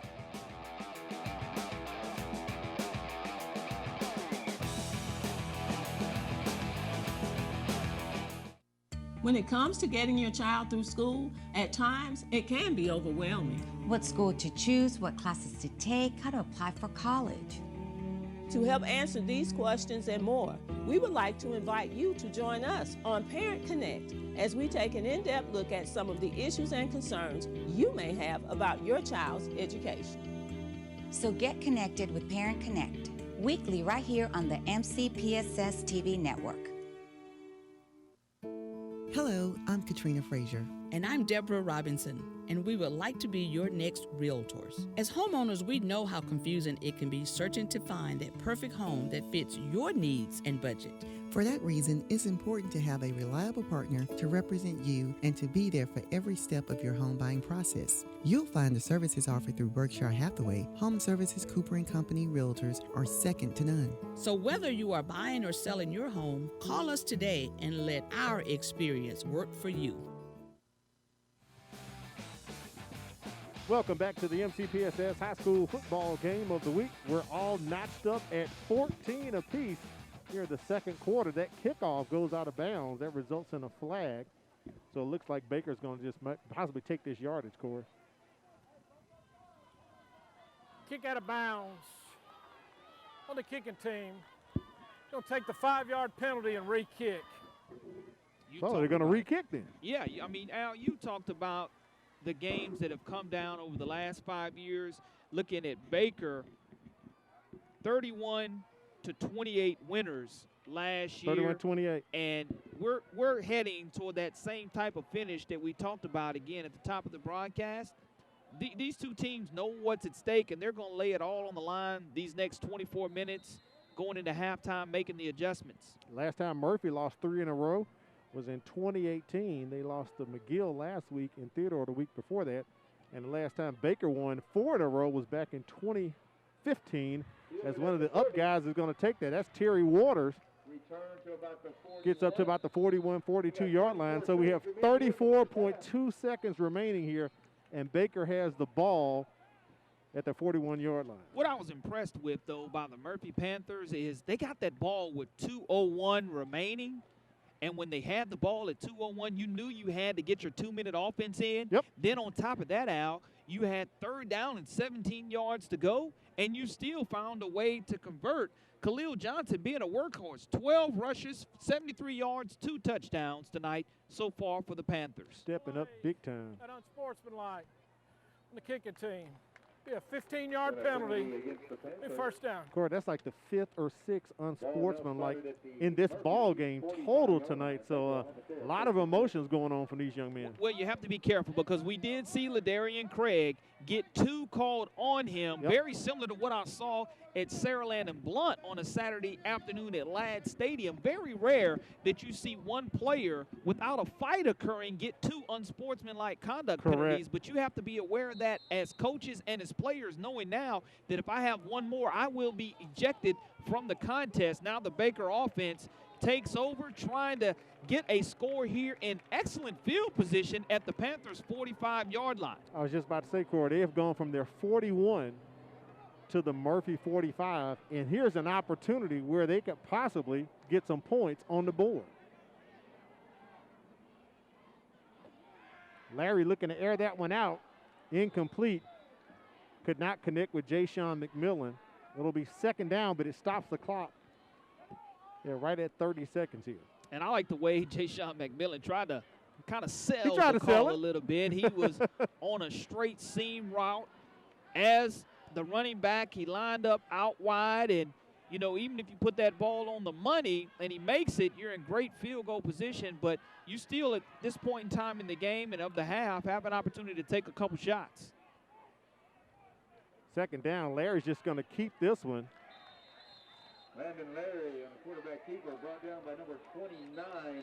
And that possibly may end up, well, 2 more flags down, Corey. Unsportsmanlike again. Because Wow. the referees come in hard, I'm not quite sure if we will have another unsportsmanlike or we'll just have a holding call against Murphy. 20 seconds remaining here in the first half. Sean Kelly and his crew discussing it. They've gotten the pad out. Yeah, you know what that means. Unsportsmanlike. On the defense, it's a 15-yard penalty, a first down. There's going to be some talking done to some young men at halftime tonight, Corey. Well, here within the last 2 minutes of play, really within this quarter, Yeah. we probably had over 75 yards combined in unsportsmanlike conduct penalties. They have to clean that up here in the second half, especially like I just mentioned moments ago. To stay in this game, you cannot afford to have your number written down on that pad a second time, or you'll get the early break. Now the ball marked ready to play, 31-yard line. Larry completes it to Javen Williams. Baker needs to do a timeout or kill. I think they need to do the timeout if they can. They'll be able to kill the clock, get the first down. They got it, stops the But clock. that stops the clock momentarily as the chain game moves, so he does kill it. And the clock, unfortunately, is still running. And, of course, Steve Norman does not like that. So maybe he wants to keep that last timeout in his back pocket just in case. Some time should be put back on the game clock, Corey. I would say probably maybe 3 more seconds should be added to that clock. Yeah, And I they're think going to so. talk about it and talk to our clock operator, Ron Morgan, giving him that shout out tonight. Well, no time 3.2. added. So it looks like we're going to get a 34-yard field goal attempt from Peyton Engel. He prefers to kick it more so on the right hash, but this one is almost toward the middle, Corey. So 6 seconds is now on the game clock, so they did give him some time. Ball marked, ready to play. Here's the snap. I heard a whistle. Engel's kick is up and good. We got a Engel's flag on the kick play. is good, but a flag Hold it. came That out, flag. Corey. That's huge that it Wow. was good. I mean, it was barely good. Offsides against Offside Murphy. against the Panthers.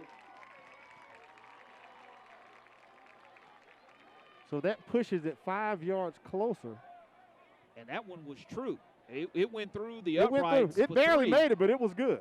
And if I'm not mistaken, they took over at their 45-yard They went the line of the 45-yard line Panthers. of Murphy. Kick at a dead ball, unsportsmanlike. Excuse me. Encroachment on the defense. It's a 5-yard penalty. You've called unsportsmanlike so many times, I guarantee it gets embedded in you as an official. It looks as if this one's going to be a 27-yard attempt for Engel. Or maybe, I'm sorry, 28-yard. We'll call it 28 yards here. This kick is up, and it is true, Corey. So Baker benefits. And at the end of the half, it is 17-14 with no time remaining on the clock. And we'll assess that. Is that to another start. flag? That's going to be a personal foul. Wow. Not sure it's unsportsmanlike. I think it's just going to be a personal foul. And we'll see if we'll assess that on the kickoff to start the second half. Man, Sean Kelly is getting some screen time tonight, Corey. No question about it. Screen time that I know he does not like, Right. nor does he want. We've done pretty good time-wise here in the first half. Just 10 after 8, right. And considering we've had close to probably 10 total, they're going to decline this penalty with the field goal being good.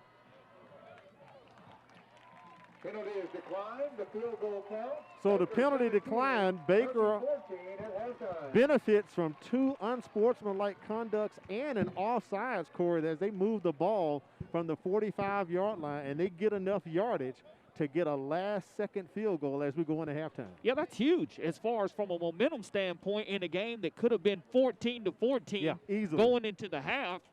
And instead, it's 17-14.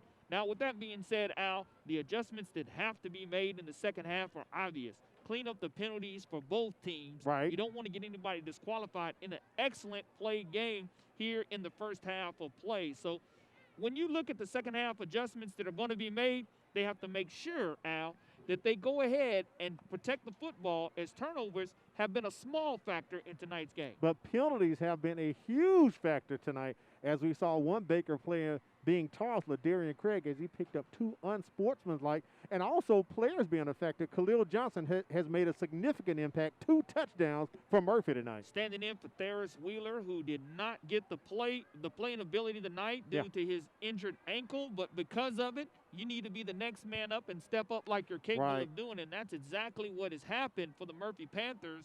A couple of good sustained drives here in the second half, rushing the football, but it's going to be a chess match in the second half. Who's going to make the adjustments? Who's going to clean things up? But we're going to have a great finish.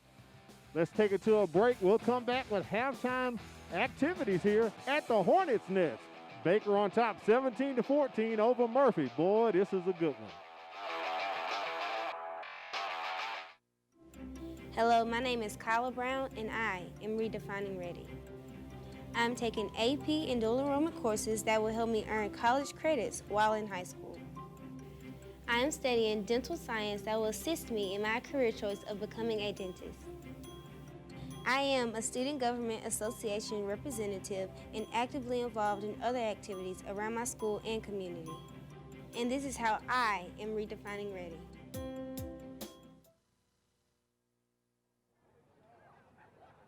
An exciting end to the first half there. Coach Norman, how big is it to get those points right before halftime and take momentum into the locker room? It's always huge.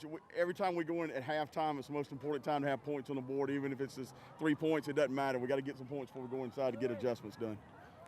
A lot of passion out there on the field tonight. What do you tell them at halftime to settle them down a little bit? And what do you need to do to close this out in the second half? We have got to stop hurting ourselves. Like I said before, we're shooting ourselves in the foot, personal fouls, bad penalties, and if we would correct our mistakes we're making, we'll be fine. We'll be fine. Thanks a lot, Coach. Good luck in the second half. Man. Thanks, brother.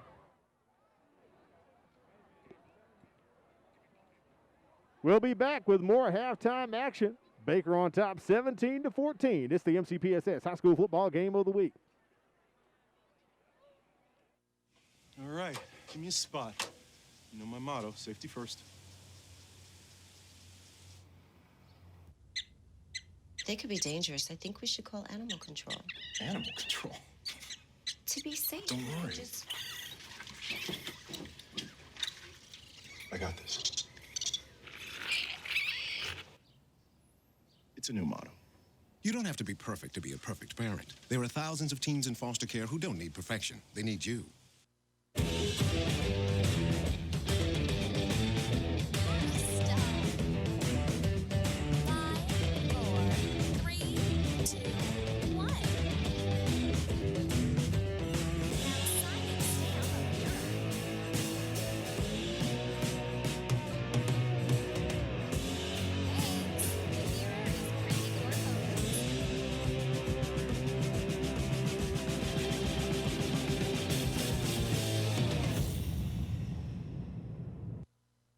Hi, I'm Todd. And I'm Terry, and we'd like to invite you to join us as we take a look at nature in ways that you've never seen before. Come travel with us as we go coast to coast to uncover some of the most interesting animals. And some of the most beautiful scenery that's offered outdoors. You can join us on our nature adventures right here on the MCPSS TV network.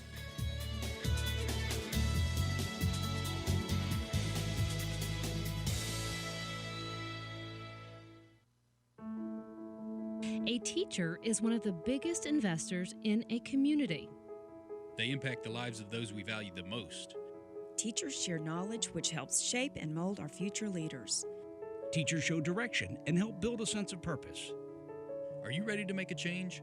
For more information on teaching opportunities, teacher incentives, or to apply with the Mobile County Public Schools, log on to www.mcpss.com.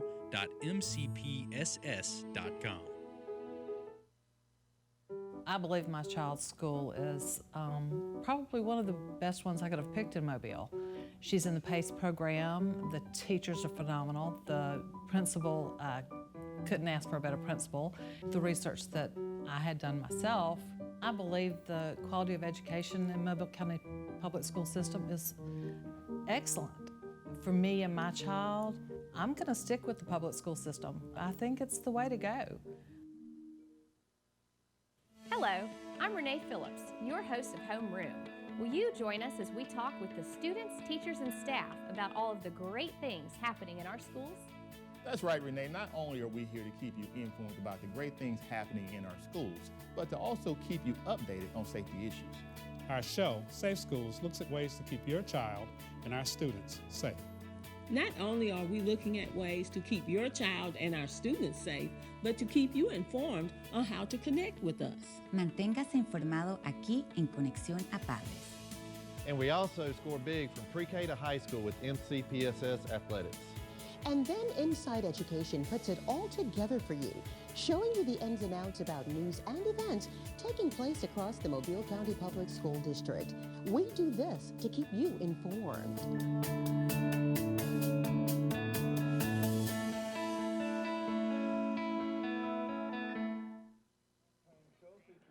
It is halftime here inside the Hornets' Nest at Clem Richardson Stadium. The Baker Hornets band has walked out onto the field. You know, we have social distancing things going on, so they are set up and ready to perform at halftime here at the Baker Murphy ball game. Hope you enjoy it. The proud of Baker High School marching band.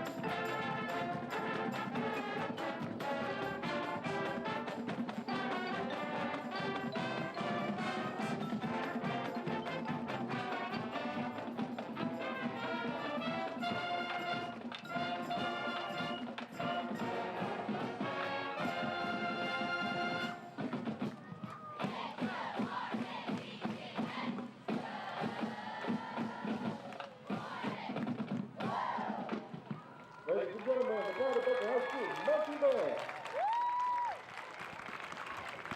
And there's the pride of the Baker High School Marching Band giving you their sounds tonight. We'll be back with the video about back to school. Don't move. It is halftime for the MCPSS High School Football Game of the Week.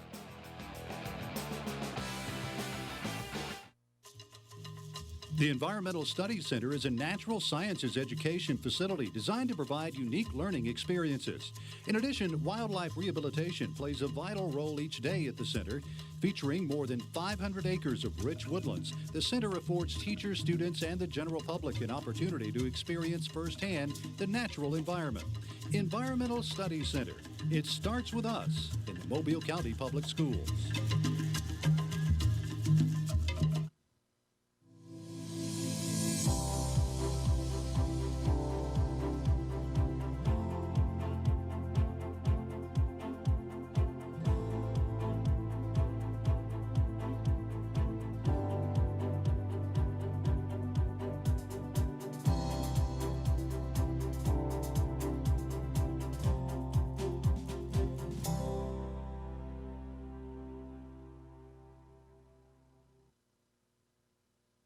As Alabama's first and largest school system, Mobile County Public Schools prides itself on the high quality of education we provide our students.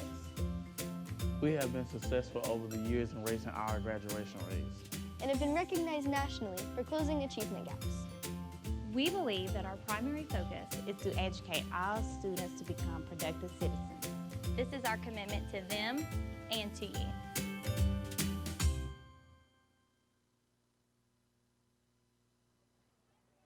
It is halftime here at Hornets Stadium. Baker on top 17-14, moments away from the second half kickoff. We know that school is getting ready to go back into session for those in-person learners, and we have a video prepared to help you as we transition some of our students back to learning during this social time.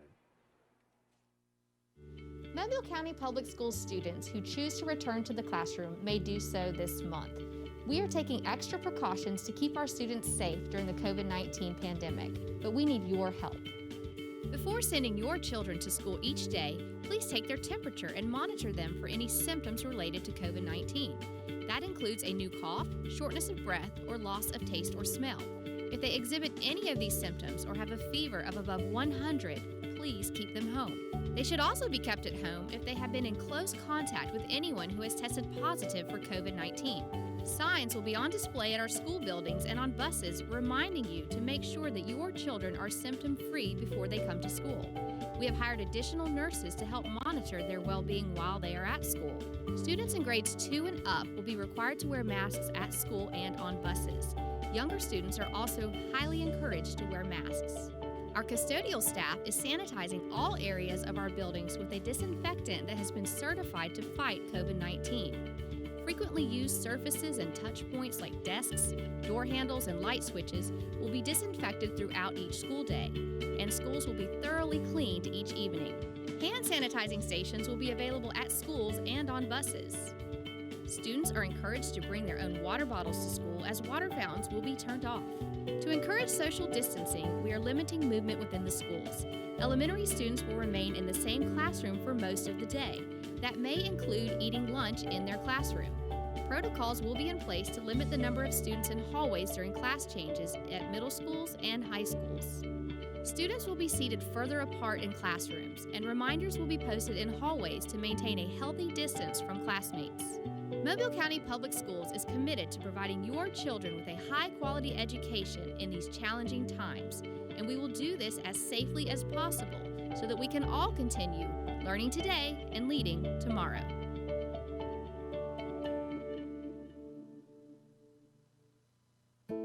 Hello, I'm Katrina Frazier. And I'm Deborah Robinson, and we would like to be your next realtors. As homeowners, we know how confusing it can be searching to find that perfect home that fits your needs and budget. For that reason, it's important to have a reliable partner to represent you and to be there for every step of your home buying process. You'll find the services offered through Berkshire Hathaway, Home Services Cooper & Company Realtors are second to none. So whether you are buying or selling your home, call us today and let our experience work for you.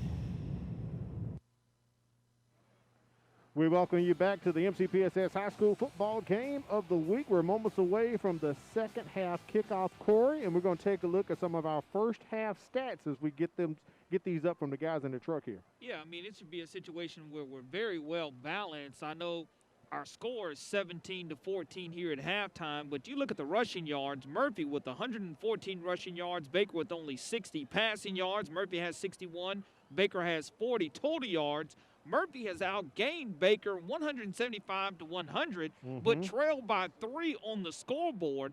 I think there's going to be probably 1 turnover apiece, if I'm not mistaken, in the game. And also penalties have been the critical part of the first half of action. 9 penalties for 60 yards for the Panthers, 2 for 30 called against the Baker Hornets, but those 2 that were called against the Hornets led to a situation where there was a disqualification of a Baker Hornet defensive player, senior Ladarian Craig, who is the starting cornerback for the Baker Hornets, is no longer able to play in this contest. That'll be something to keep your eye on here in the second half, as because of those unsportsmanlike conduct penalties, if you have 2 called against you, you are disqualified from the contest. Now, Corey, I checked through my notes. I didn't see any turnovers from either team in the first half. We did have a missed field goal by Edie Bingy, a 34-yard attempt. They called it no good. I personally thought it was good, Corey, but I'm not an official on the field. I'm top the press box, but I thought it was good, but that was no good. One thing about these 2 teams, I took some notes. I saw an article Ben Thomas wrote the other day about Baker coming into this ball game with 3 wins in a row. They've outscored their last 2 opponents 119-21. But if you look at the records of those teams, the win-loss records, it was Bryant, Foley, and MGM. Those teams are 3-12, Corey. And if you look at the 3 teams that Murphy has beat, Foley, Davidson, and MGM, they're 3-13. So I kind of felt we would be at a situation where this ball game will kind of be evenly matched up. I'm not surprised at 17-14 Baker right now. Setting ourselves up for a fantastic finish here at Clem Richardson Stadium. And you look at these 2 teams, again, 75 yards of total offense is what separates us here at half in regards to statistically. 3 points separate us on the scoreboard, and that's a great job of Baker executing and taking advantage of the kick out of bounds and the personal foul being called against them, because now you're able, instead of being 14-14 at halftime, you're looking at a score to where there is a 3-point game. And that's one of the things that Coach Norman wanted to see, was his special team step up and make a difference in this contest. And right now here at halftime, that is the difference in the game. And it's kind of like basketball when you're trying to get a 2-for-1 before the quarter ends or the half ends. Baker's going to get the ball back, and they just scored 3 points. So that was huge for them to get that field goal and convert, and now they're going to come back and receive the kickoff. So Coach Norman has an opportunity to get this offense back on the field, Corey. No question about it. You look at the touchdown that was scored with the Panthers receiving the ball at the 2:01 minute mark in the second quarter. They were able to capitalize, and I thought that that was going to be the last score that we had of the half. Right. But again, Baker does a good job with some 36 seconds remaining, Sure capitalizing off of Murphy mistakes.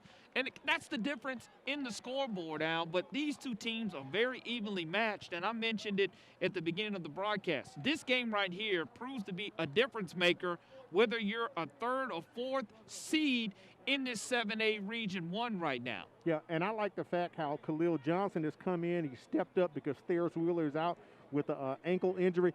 Johnson has 2 touchdowns, and you can see the all-purpose activity of Jamari Hawkins. Big 17-yard touchdown in the first quarter, but they continue to kind of feed him and Jayshon McMillan to keep the offense going for the Hornets. Jayshon McMillan goes into the Wildcat formation, makes a difference for the Hornets. You have the speed of Hawkins that gets to the edge for the Hornets. And again, you mentioned Tharis Wheeler being the leading rusher for the Panthers, not playing tonight. Correct. He needed someone else to step in. So far, it's been Khalil Johnson. All right, we're going to take it down to the field. Second half action is pretty much headed your way as Baker is going to receive this ball. Edie Bingy lining up to kick the ball, and back for the Hornets. Jamari Hawkins, also Javin Williams and Terry Waters. Forgot to mention, Craig has been tossed out of the ball game, had 2 unsportsmanlikes against him, and Bingy's kick goes out of bounds. So Baker's going to get some great field position here to start the third quarter. Will they make him re-kick it? Will they go ahead? It looks like the way Murphy's walking back, Baker will ask Murphy to go ahead and kick this football again. Gonna push him back 5 yards. And PA announcer Tony Scarborough still up in my left ear, Corey. He is on full blast tonight. And that's one of the things that I know you mentioned earlier in the week on one of the local radio stations. That's right. No matter what happens, where we're located, we'll definitely be able to hear Tony Scarborough tonight. Baker and Murphy have met 30 times. Murphy has dominated the series 24-6, but don't forget, Baker has won the last 4 games against Murphy, and tonight it's a huge contest as both of these teams are 3-1 in the region. Corey, you look at Daphne, Theodore, and also Fairhope, kind of leading teams in the region. That's 5 teams, but it's only 4 playoff spots. Great return by Waters as he gets into Panthers territory down to about the 41-yard line of Murphy. Exactly what you wanted if you're Steve Norman and the Baker Hornets to start the second half of action. Waters with the return. As you look at him having the football, he decides to field it, get some blockers in front of him, does a good job of making a defender overcommit himself, turns it up north and south, sheds a couple of tacklers, and gets that extra yardage. And now the Hornets take over again at the Panthers' 43-yard line. Now, buddy, I noticed you put on your windbreaker after halftime there. That humidity is going up and the temperature's going down. No question about it. I had to go ahead and try to warm myself a little bit because it is getting a little chilly up here. First down and 10, ball on the 43-yard line, and we have our first flag of the second half.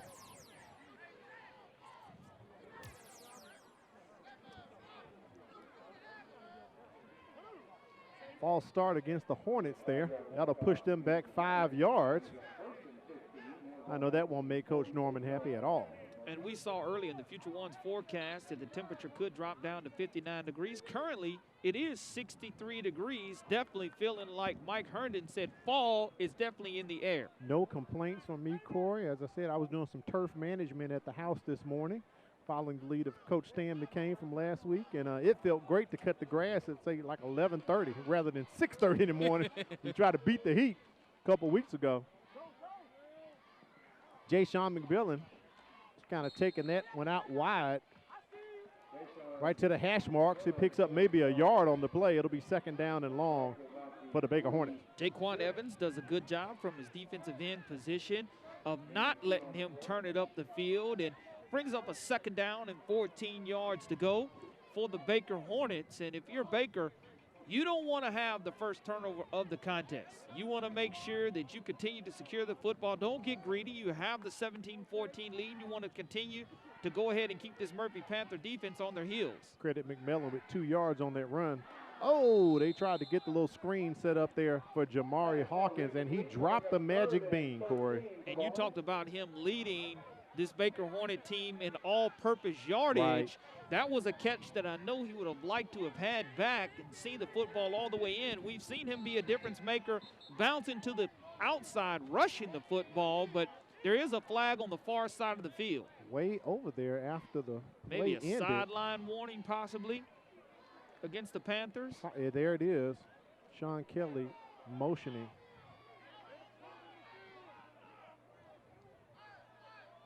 This should be just the warning, not the actual enforcement of the penalty. The next one will be an actual penalty assessed if one occurs. That preliminary signal given by Sean Kelly, letting the Murphy Panthers coaching staff and players know you got to have a get back, coach. Get back, coach. Get back, coach. 3rd and 14 coming up here. Landon Larry playing a pretty good ball game tonight. Trying to catch up one of his receivers. 2 guys in the same spot, Corey. I think someone may have run the wrong route. Waters and Hawkins were side by side. They were not socially distanced, Corey. No, they were not, and the football stayed socially distanced away from Hawkins' body as well. Yep. As it did hit him in the hands, he didn't have an opportunity to turn his body around, and you look at good deflection by his own offensive player, Terry Waters. Terry Waters broke up the from pass. catching that football.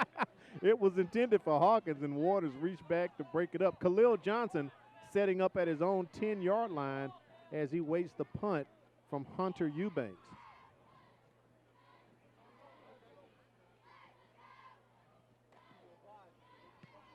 Eubanks puts his foot into that one. Nice punt. Lands at about the 19. And Johnson just stays away from it. 13.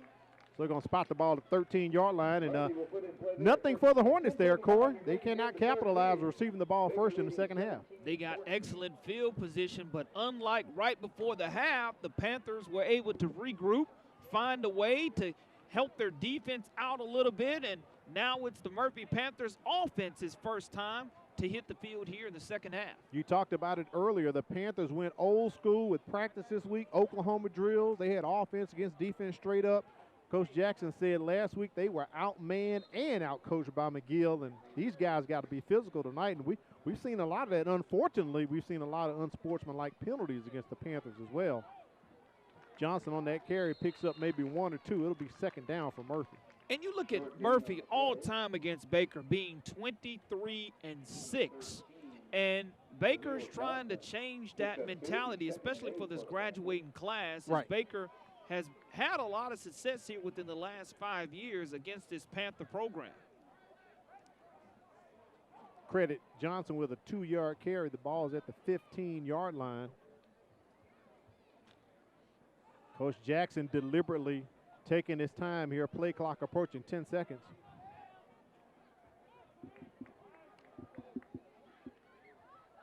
End around there for the Panthers.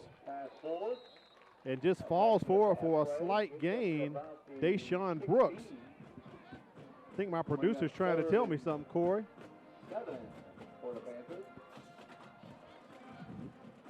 It'll be 3rd down for Murphy coming up. Now, Al, you're at 3rd down and 7 yards to go. How will you play this? In the past, you've run the draw or let Khalil Johnson bounce to the outside. We haven't seen a lot of seam routes. being run by this Murphy offensive wide receiving core.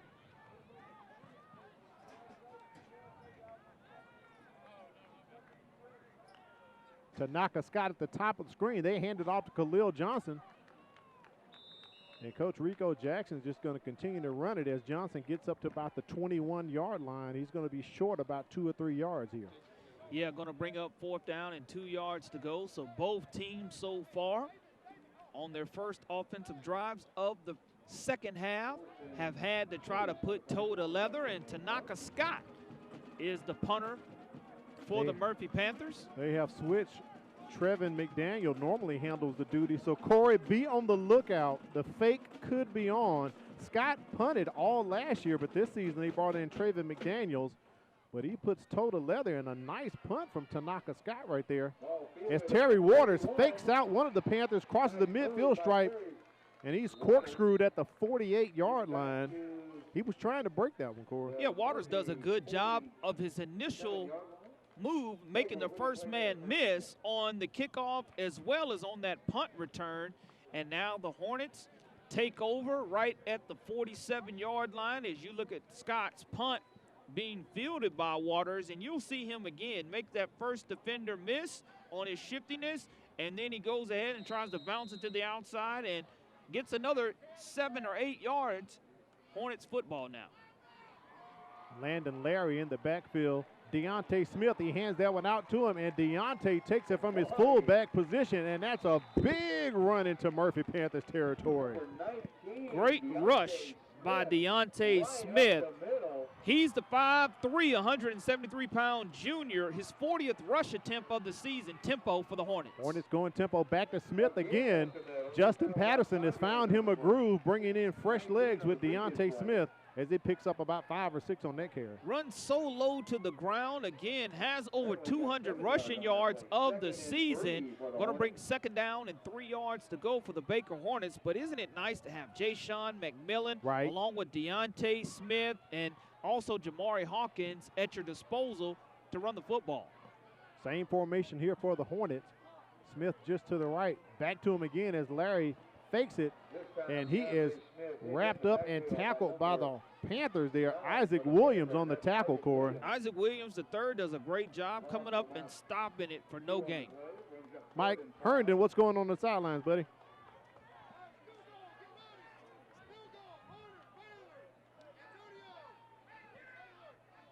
Mike having a little mic difficulty, so we'll check back in with him momentarily. 3rd down and short here coming up. We're not short, maybe about 5 yards here. Corey lost after that play. Muddle huddle in effect.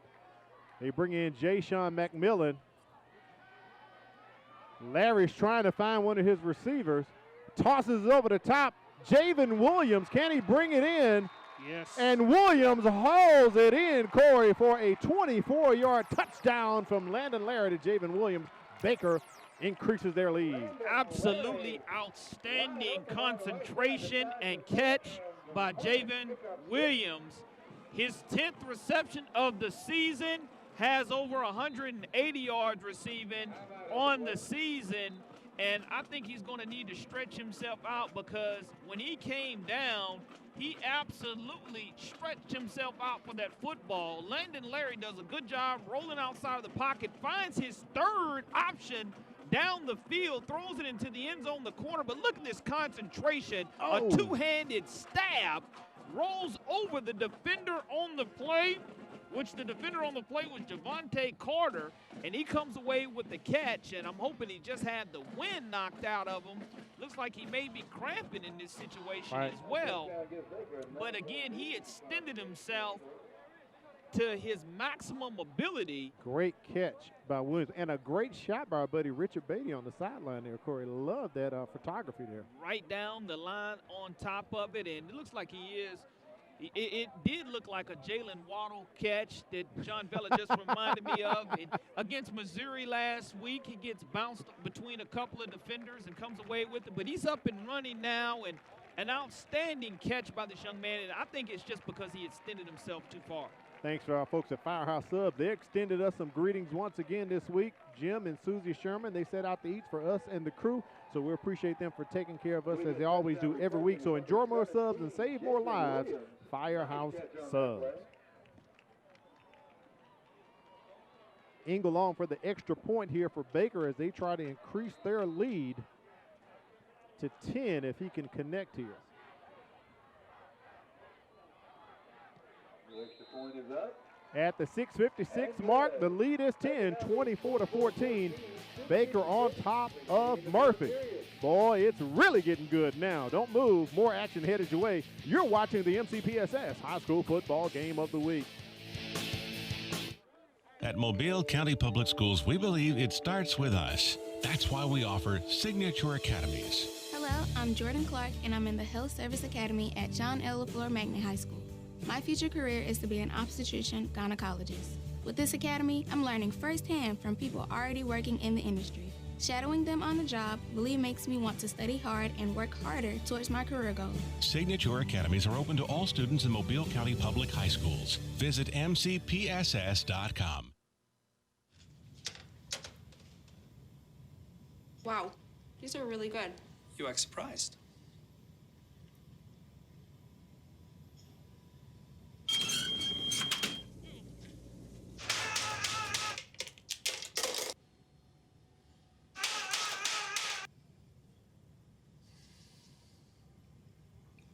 Practice makes perfect. You don't have to be perfect to be a perfect parent. There are thousands of teens in foster care who don't need perfection. They need you. Back to the MCPSS High School Football Game of the Week. And Corey, that has to be one of my favorite PSAs during the social pandemic with the dad beating the cookie tray. That is pretty Trying to cook those chocolate chip cookies. Engel kind of kicks that one short. And smart move by the Panthers just to take the fair catch right there. They have great field position as they're going to set up about the 33 or 34 yard line. Down 10 points here in the third quarter. 4-play, 47-yard scoring drive there for the Baker Hornets, as on the first offensive possession, they weren't able to come away with anything, but on that one, they were able to throw it and extend it in an outstanding offensive catch for Javon Williams. And let's see if this Murphy Panther offense can open up here, as that was a critical play right before, again, the end of the half for that field goal to be good, because the difference in this game now, instead of a touchdown, is 10 points. I love the touch that Larry put on that pass. Corey, he's just a junior, so if everything goes well, Coach Norman will have him back next year. He's growing as a young man. That pass is complete for the Panthers as they get that ball out. Al Robinson, our first time calling his name tonight. We called it a few times a couple weeks ago against Davidson, but Al Robinson hauls that one in. And Murphy into Baker territory after one play. His 10th reception of the season, and you look at the great fake by Alex Howell and almost a block in the back, but he just trips up, and tempo now by the Panthers. Khalil Johnson dancing, trying to find him a hole to get through. Picks up about 2 yards as Murphy takes it to second down as we approach 6 minutes in the third quarter, Corey. Douglas Boyce and Davon Smith trying to block down the field for the Panthers. A 1 yard gain on the play for Murphy as they are already into the Hornet territory, and it's important that Murphy go ahead and score here on this possession to continue to make it a one-score game before we hit the fourth quarter mark. 2nd and 9 coming up. Also coming up around the corner, the Game of the Week Brain Buster. We'll get that question out there for you, Corey. And right there in front of us, Khalil Johnson tackled in the backfield. Wow, Baker is for real tonight on defense. Again, a wonderful job of Hartman, I do believe, of getting into the backfield for the Hornets and getting a huge tackle for loss, and it's going to bring up 3rd down and 12 yards to go for the Murphy Panthers. We saw them convert on 3rd and 17 earlier. That's correct. With the wheel route of Khalil Johnson coming out of the backfield, and instead of going 4 wide, they are going to go 4 wide. Ball on the 39-yard line. Howell was trying to escape, and boom, he is sacked in the backfield, Corey. And the Baker Hornets are really bringing the heat tonight. Dwayne Williams, from his linebacker position, 5'11", 200-pound senior, does a good job of in pursuit as Howard tries to step up and steps right in to the grasp of Williams. Another loss for the Panthers, and that'll bring out Tanaka Scott to punt again for the Panthers as the Hornet defense becomes stingy on third down. And as I mentioned in my checklist, that's something that Coach Norman and J.C. Todd wanted to see out of this defense. Nice punt by Scott as Terry Waters is just going to let that one going to bound and be down at the 5-yard line. So at 4:20 remaining here in the third quarter, Baker will start from their own 5-yard line. Let's get the Brain Buster question up for you, the game of the week Brain Buster. All right, Corey, here we go. When Baker defeated Murphy in 2013, it ended a 23-game losing streak to one team. What team now holds the longest winning streak against Baker? When Baker defeated Murphy in 2013, it ended a 23-game losing streak to one team. What team now holds the longest winning streak against the Hornets? Put on your thinking cap on that one, Corey. I got faith in you. You're only 3-1, brother. That should have been a multiple choice question. That needed to be multiple choice. Out of the Wildcat, they handed off to Jamari Hawkins, which they scored too much with. Too many options there because there's too many opponents that have been played. Well, think about this, Corey. I'm gonna try to help you out. One team. So it was 23 years against Murphy, right? And that ended in 2013. So think of how many teams have been around that long that Baker plays. Yeah, absolutely. Think about it like that. It's a lot of schools around here, but how many do Baker play? Wildcat still in formation. McMillan's just going to keep that one, plow up the middle. I believe he may have the first down. So I think where they spot this ball, that should be enough for the first down, Corey. It is. I mean, and you're fighting in the shadows of your own goal post, and you fight out of there. And the hardest thing to do when you're deep in your own territory like that is to pick up that initial first down to give you a little bit of breathing room. Right. And that's exactly what the Hornets and offensive coordinator was able to do. Justin Patterson with the right plays dialed up at the right time deep inside his own territory. And plus you're running behind an offensive line that's 278 pounds on average, so it's a lot of beef up there. Landon Larry back in. Going to hand that one off to Deontay Smith. Smith with those fresh legs gets across the 20-yard line, takes Baker to second down. 19, Deontay Smith straight ahead, picks up about 4 yards. Second down and 6 to go for the Hornets. Now, we talked about it being senior night tonight, one of 3 in a row, as the Hornets, they don't have a homecoming this season. They have Pine Forest out of Pensacola coming in next week, and then they will host Fairhope and then Daphne. So one of 4 games in the row, home games in a row for the Hornets. So they're trying to capitalize, spreading out their senior nights the next 3 weeks, and they're spreading the ball around. Deontay Smith coming in the third quarter, making himself known, Corey. And again, he has over 200 yards of rushing, but look at him push his offensive line out of the way. Get out of the way, big fella. I'm trying to run and get a first down. He pushes Tyler Jones out of the way and is able to have 5 rushes for 40 yards on the game. First and 10 This ball quarter. on the 35. Yeah, that's this quarter. Smith did appear in the previous 2 quarters, just didn't touch the rock there. As we approach 2 minutes here remaining in the third quarter. Going by pretty swiftly, if I must say, Corey. Larry trying to connect with his receiver and cannot, overthrows his guy at the top, Kel Britford. Yeah, and that's a good look. You're looking at Landon Larry, who put that last touchdown pass on the money to Javen Williams. And that one was a little bit high, but he put it in the only place that could be caught, which is by his offensive wide receiver. Didn't give the DB an opportunity to really knock it around, but now second down and 10 yards to go for the Hornets. Ja'Shawn McMillan in the backfield with Landon Larry. Hawkins goes into motion. They give it to McMillan. Boy, look at the hole right there, right through the A-gap. Corey picks up about 9 yards. Nice run by Ja'Shawn McMillan. That 1-2 punch is what you could ask for. I mean, Deontay Smith has run very low to the ground, has a low center of gravity. Right. Jay-Sean McMillan now comes out, adjusting his gloves, doesn't look to be injured at all. But now you're looking at 3rd down and 1 yard to go for the Hornets, and let's see if the Panthers can hold them here at the line of scrimmage. They've been giving it to Deontay Smith since the 3rd quarter started, and he pays off once again. That's going to be a 1st down for the Hornets as they are keeping the ball moving here on this drive. There is a flag on the play, came in late. Late flag, you're right, right there in the middle of the ball field near the logo.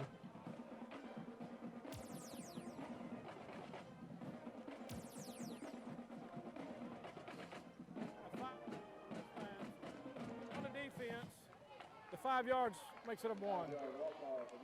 All right, so a face mask penalty. As the Hornets cross the midfield stripe, they're going to place this ball at the 48-yard line. 1st and 10 for the Hornets in Panthers territory. Deontay Smith just to the left of Landon Larry. And we have a Panther that crosses into the neutral zone. So, Corey, that's going to be offsides right there. Easy 5 yards. We had encroachment on the defense. It's a 5-yard penalty. Still 1st down. Was that big Jabiron Nettles? It Corey? was. When you get that type of weight moving forward, you're definitely not going to get it moving backwards. Poor fella. Not going to have that much mass. Wow. Here comes the muddle huddle once again. One of your favorites this season, Corey, as you think you said earlier in one of the telecasts, they kind of stole this one from Auburn there, the muddle huddle. I love when Gus Malzahn does that because you just don't know what they're going to come out and do out of it. And that's something Coach Steve Norman loves. Timeout being called by the Hornets. Yep, Steve Norman calls timeout. The play clock was down to 0, so Baker's going to burn a timeout right there. 44 seconds remaining here in the 3rd period. Let's take it down to Mike Snowden, see how things going. What's happening, Mike? Well, part of the reason we're seeing some fresh legs in the Baker backfield is that Jay-Sean McMillan is cramping. Each of the last 2 series, they've had him over here on his back with his leg raised, trying to work the cramps out of his leg. He's trying to play through it. Let's see how that continues on through the 4th quarter. Great job. Appreciate that intel there, Mike. That could explain it, Corey, for a lot of reasons. Now, they started this drive at the 5-yard line and had a couple Wildcat formations. Then we saw Smith come in and carry the route. Well, not only that, I mean, you're looking at a situation to where you've been able to grind the clock. And that's going to be a factor here early in the 4th quarter and later on in this contest. How long can Murphy's defense not be on the field to get Murphy's offense back on the field? Right. Now, you can't continue to go 3 and out if you're the Murphy Panthers. You need to find a way to have some type of explosive play. And now that you're at 1st down and probably 5 yards to go for the Hornets can easily pick up a 1st down right here and let this be the last play of the 3rd quarter.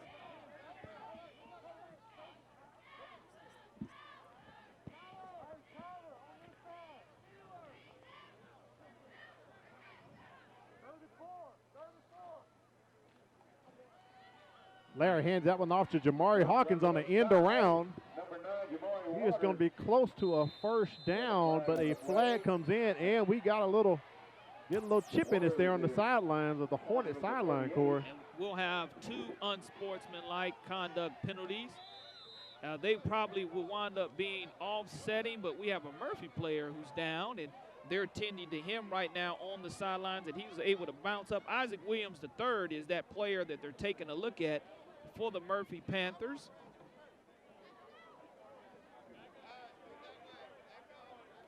And Williams comes out of the Hornet sideline, kind of cringing there a little bit. And Sean Kelly and his crew are going to sort this out. Nice trick play here. You have him showing his speed around the outside as Hawkins. There he is. He lands on top of him. There's the unsportsmanlike. We're going to have a pushback. Deshaun Brooks in there. But that was a player who was not involved in the game. So he should be ejected if the referees were able to see it. I think that was Peyton Ingle, Corey. During the play, we got holding on the offense. It's a 10-yard penalty from the spot of the foul. After the play, we got a dead ball, unsportsmanlike, on the defense. It's his second unsportsmanlike. He's ejected. There it is. I mean, we've seen that happen early. That is correct. And we mentioned you have to be aware and know what's going on. I think that may have been Rashad McWhorter, Corey, because I saw him running to the sideline, number 33 for Murphy. The problem with that is you're normally the second person is who winds up getting caught. Right. And you look at the shove that was given, the referees did not really pick up on that one because they had their eyes focused on something else.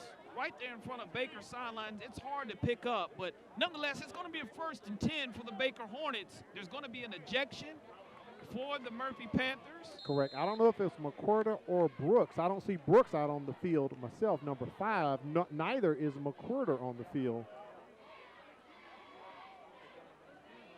McWhorter plays free safety, so we'll see how the substitutions go. Direct snap to Deontay Smith, and he takes it up the middle. Corey Green grass in front of him. He beats Tanaka Scott. That's a 34-yard touchdown for Deontay Smith, and he came out of nowhere in the 3rd quarter and has taken over for the Hornets. It's been the Deontay Smith show after that penalty, and his low center of gravity, you look at him, he takes the direct snap, finds the hole, big push by the offensive line. Mateo Guerra, Sam Strickland, Torben Lomack, Tadarius Waiters, and Aiden Earhart do a great job. 76 yards rushing this quarter alone. Wow. Off of 7 rushes and 1 touchdown. Extra point up, and it is good as the Hornets extend their lead 31-14. Baker in control during the MCPSS High School Football Game of the Week.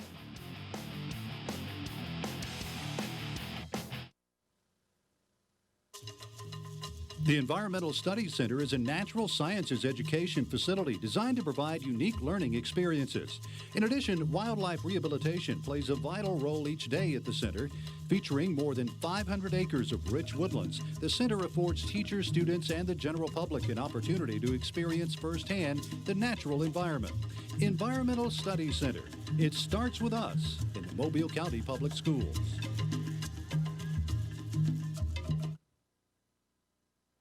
Welcome back to the MCPSS High School Football Game of the Week. All right, Corey, we put the question out there, the Game of the Week brain buster. Deontay Smith is doing some brain busting right now for the Hornets. Here's the question. When Baker defeated Murphy in 2013, it ended a 23-game losing streak to one team. What team now holds the longest winning streak against Baker? The longest winning streak against Baker. There's been great balance. I'm looking at one of the rivalries. Okay. You have MGM, you have Theodore. You know, I'm gonna go old-fashioned. I'm just gonna say Theodore. Theodore. All right, let's see what the answer is. It is Fairhope. Baker has lost 13 in a row, and Corey has lost 2 in a row. And he and John Vila are besides themselves right now. Yeah, that's a situation with the Pirates coming in here and Baker going over there. Now remember last year we had the Baker Fairhope game last year, and it was a 12-game losing streak, and that made it 13 in a row. That ball game was here a year ago. And next week, who does Baker have? Pine Forest, and the week after that, Fairhope right here in the Hornets' Nest. Well, they'll have an opportunity to change that brain buster and go ahead and just change history in that situation. Because Corey, you're 3-2, but you know, you needed multiple choice on that one though, because there was too many options. You could have gone 1A through 7A. If you would have said, "What is the 7A program?" Oh boy, I probably would have got it. Alex Howell looking to connect, go deep. That ball's gonna come up a little short. Baker tried to pick it off. Back there playing coverage for them. One of the DBs could not get a hold of it. I think the wind actually may have got a hold of that ball too, Corey. It is a bit windy here top the press box. And it is going and blowing against the Murphy Panthers to where it would have caught. Now, it looks like one of Baker Hornets players on the far sidelines is cramping up, but Mike Herndon mentioned it. Jay-Sean McMillan on the sidelines cramping up earlier. And even though the temperatures are much cooler, sometimes that will trick you into not hydrating properly. So you definitely want to make sure that you get those fluids in your system 24 hours prior to playing the contest. But trailing 31-14, Murphy's going to have to continue to go to the air more than they would like here. That was Emmanuel Williams trying to pick off that pass that got away from him. Linebacker came in for the Hornets. And before you know it, Corey, it is 3rd and 10 for Murphy right here as we're close to wrapping up the 3rd quarter. Between quarters, we're going to take a look at the Alabama Sports Writers Association top 10 polls, and also we'll look at region standings as well. So stick around for that. Find out who is in the top 10 this week across the state. At 3rd down and 10 yards to go, trailing 31-14. Again, you are kind of forced to go to the passing game a little bit more than you wanted to. We mentioned that I think Murphy had over 100 passing yards in the first half, but now they're going with the draw, which is a safe play to run here on 3rd and long. Quick handoff to Javante Carter. We were told he would see some action tonight on a hit toward the end of that play, and Carter still on the ground holding his right shoulder, Corey. He picks up the 1st down, but we're going to have a stoppage in play as he is writhing in pain on the sidelines in front of Baker. And that would be a huge loss for the Murphy Panthers as they're already down. Ferris Wheeler, their leading rusher. That's correct. Now you have one of his backups coming into the game. That only leaves you with 2 running backs, one being Khalil Johnson, and the other one being a linebacker by trade, Rayshawn Kidd Bryant, that you're having to make the adjustments trailing 31-14. That's kind of tough. When you need to know what's happening in Mobile County Public Schools, watch Inside Education with Helena Tyler for all the latest school news and in-depth reports on issues that affect your child right here on the Mcpss TV network. Also, thanks to Future Ones, where you can get team apparel and equipment from baseball to wrestling, all sports in between. Wear the future with Future Ones. Corey, I'm liking my Future One Gator tonight, and I'm also liking the Firehouse subs provided by Jim and Susie Sherman at the Greenlight Road location. They took really good care of us tonight, so enjoy more subs, save more lives. A portion of subs purchase will go to the Firehouse Subs Public Safety Foundation. Firehouse Subs. This is going into the 2nd year for us with Firehouse, Corey. It is. Just want to thank them for the tremendous job that they do in feeding us and the crew. Looking forward to that. Firehouse Subs each and every Friday night that we have a contest. Glad to see Carter go off the field on his own power there. Great run from him. Picked up the 1st down. So the ball's at the 46-yard line. And that is the end of the 4th quarter. So that's, the 3rd quarter. And that's where we will start the 4th quarter, Corey, with Baker on top, 31-14.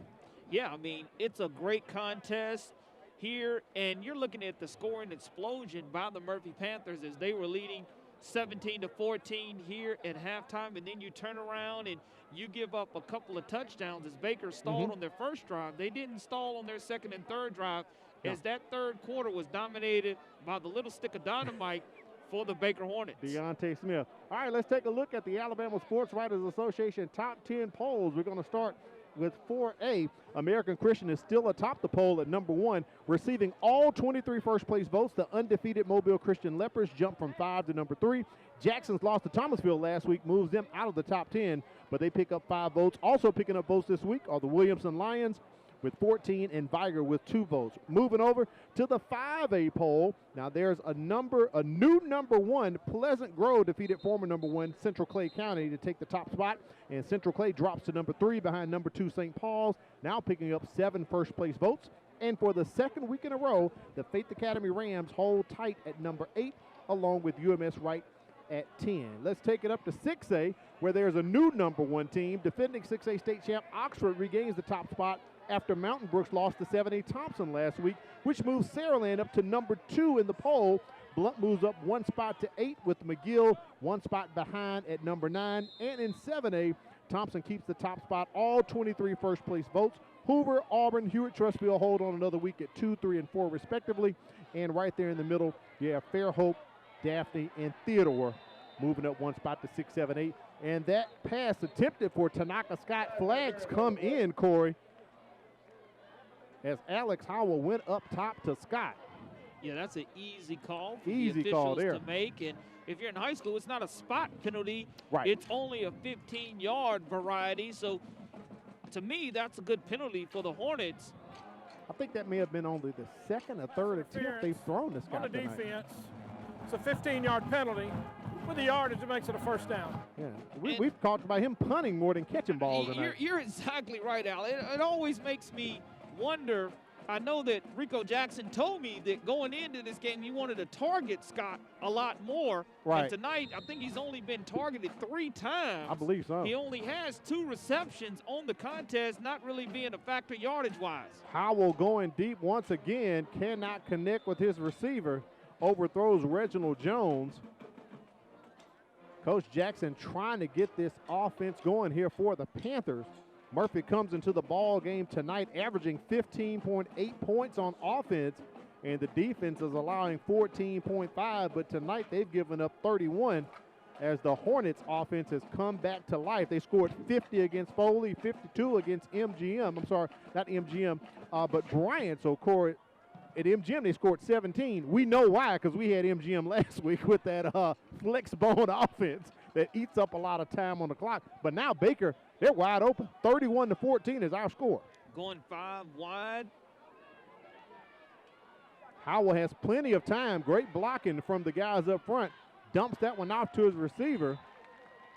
Terry Waters on the tackle right there as he connected with Josh Reynolds. Nice catch over there by the Murphy receiver. First down for the Panthers.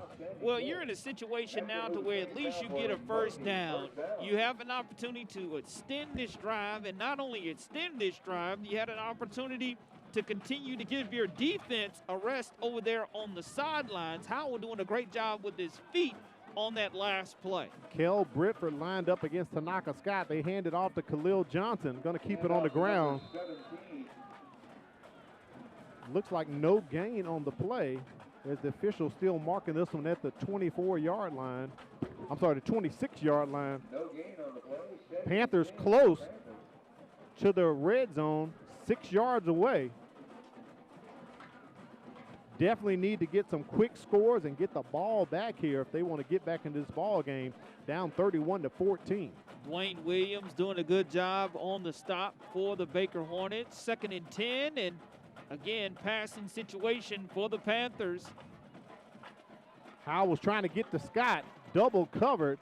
That pass is overthrown. Corey, I think if it was closer to Scott, they may have possibly gotten a call.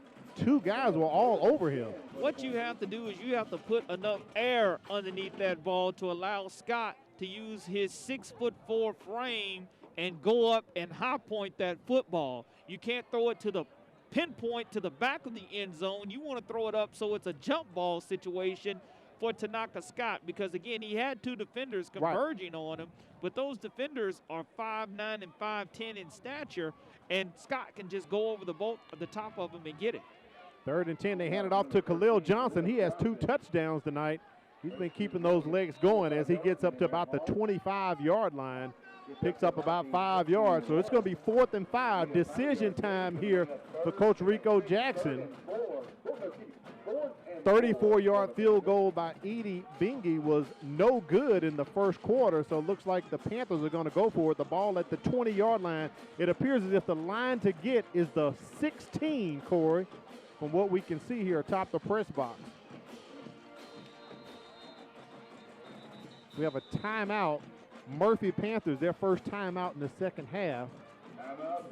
Let's revisit your checklist, Corey. Yeah, it's important that Baker wanted to get off the field on 3rd down. They wanted to be a stinger, stingy defense. Murphy was able to score once on 4th down, but overall here in the second half, Baker's done a great job of getting Murphy off the field. Limited explosive plays, 20 yards or more is what Baker considered explosive. Murphy's only had a couple of those tonight. Right. And great special teams play. We saw that right before the half. Baker kicked that long field goal Sure did. that made the difference in our halftime score. And on the other half, you look at Murphy, they needed to be physical. They did a good job in the first half of lining up in the trenches, and we were tied at 14 apiece. Scoring in the red zone, Murphy's done a good job of when they get down there, with the exception of the missed field goal early, getting into the red zone and go ahead and getting points and cashing in on that and eliminating Panther penalties. That's been the big difference maker so far in field position, as well as getting some key personnel ejected from the game for both teams. Great revisit on your checklist there, Corey. Those penalties have truly, truly hurt the Panthers tonight. So 4th down and about 4 here. The line to get is the 16-yard line.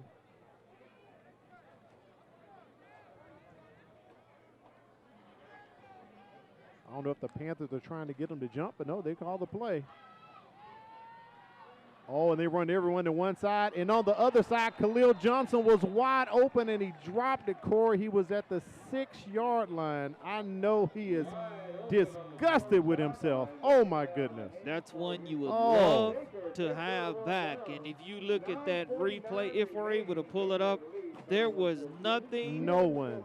But green grass and the pylon in front of him. Great design play. Alex Howell rolls to his left, throws the football back to his right. And just was not able to come up with it. Khalil Johnson, had he caught that, it definitely would have been a 1st and goal situation. He probably would have walked in and had his 3rd scoring touchdown of the night. Corey, he could have moonwalked into the end zone. He was so wide open on that one. Poor fella. Wow. Baker's taking over, ball at their 20-yard line.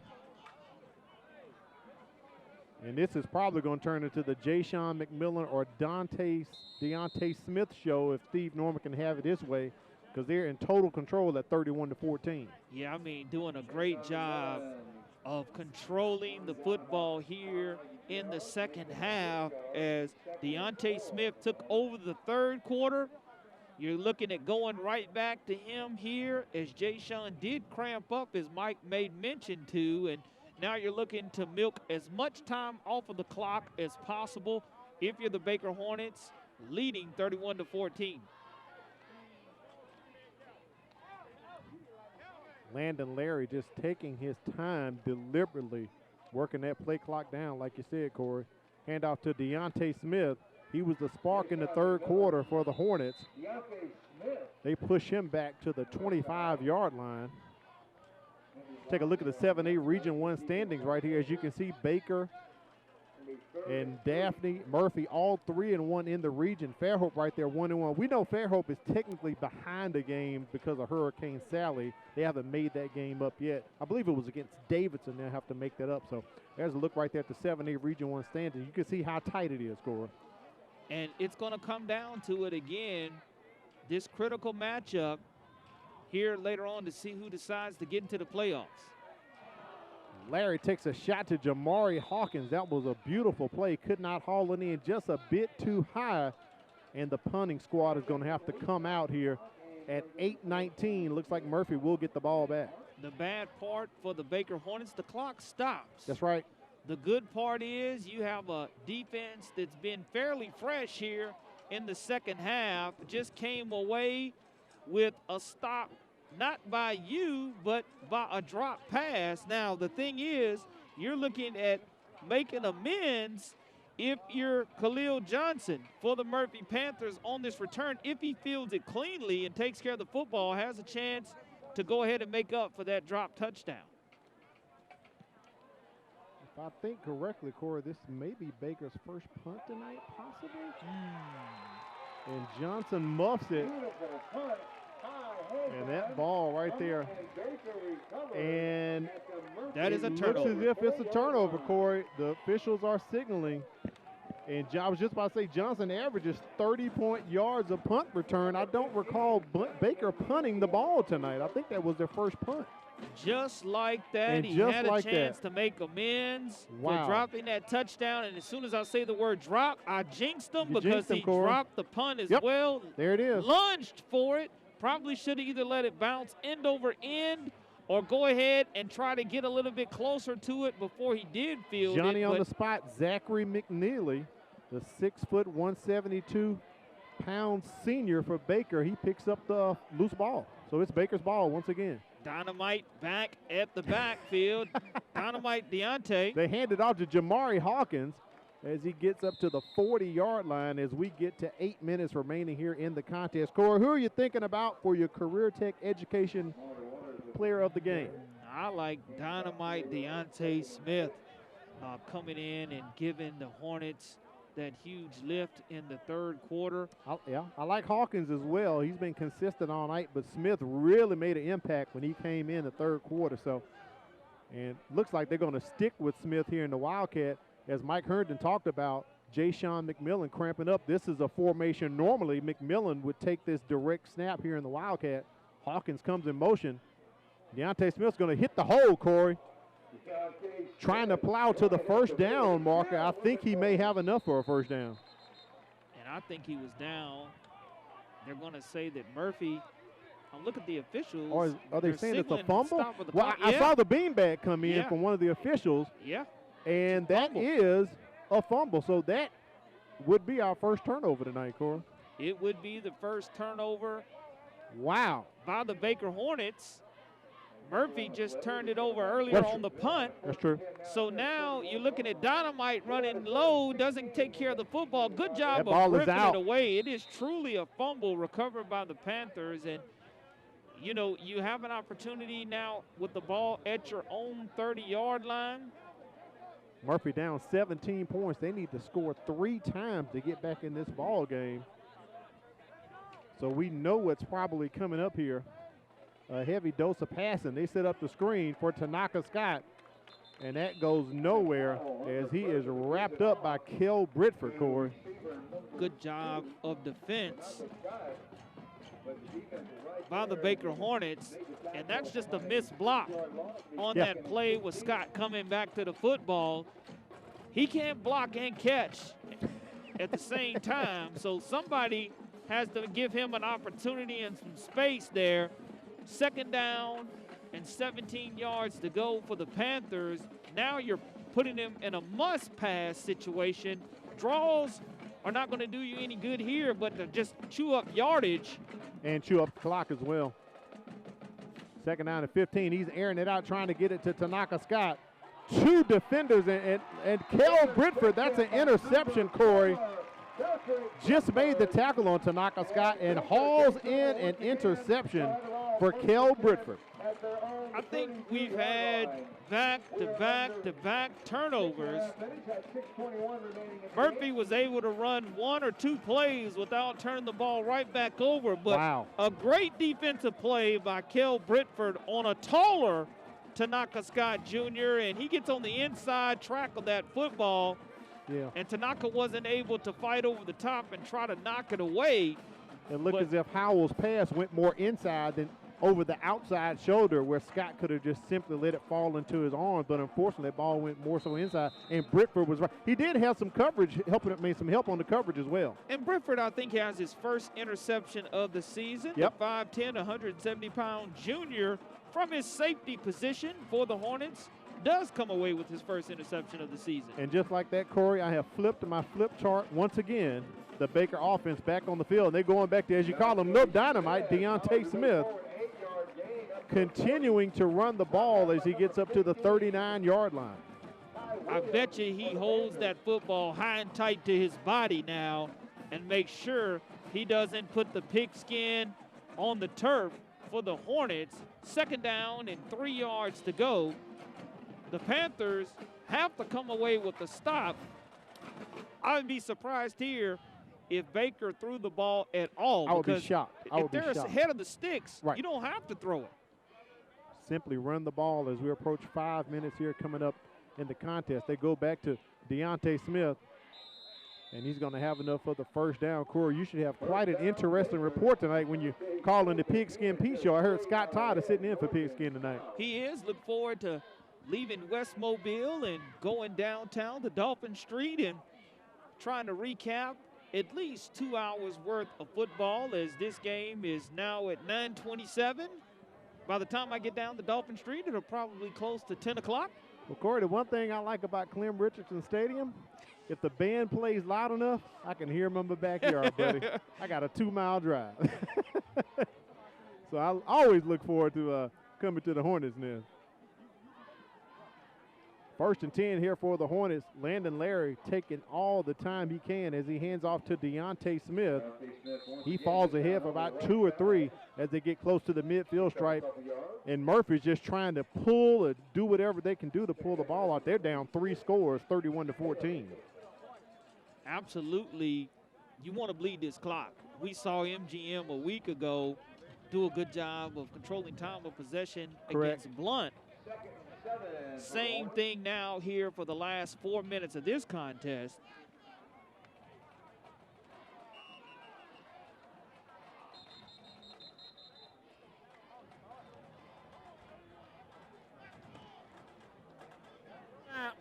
We have a legal procedure. On offense, we have a 5-yard penalty, still second down. So that's going to push the Hornets back a couple of yards, Corey. Here are some other scores from the Mobile-Baldwin County area. I misspoke earlier. Daphne is playing at Alma Bryant. Okay. They lead the Hurricanes 42-22. Williamson leads Jackson 26-21. That's a tight region contest there. Spanish Fort leads Saraland 24-21. St. Paul's leads Satsuma 42-15.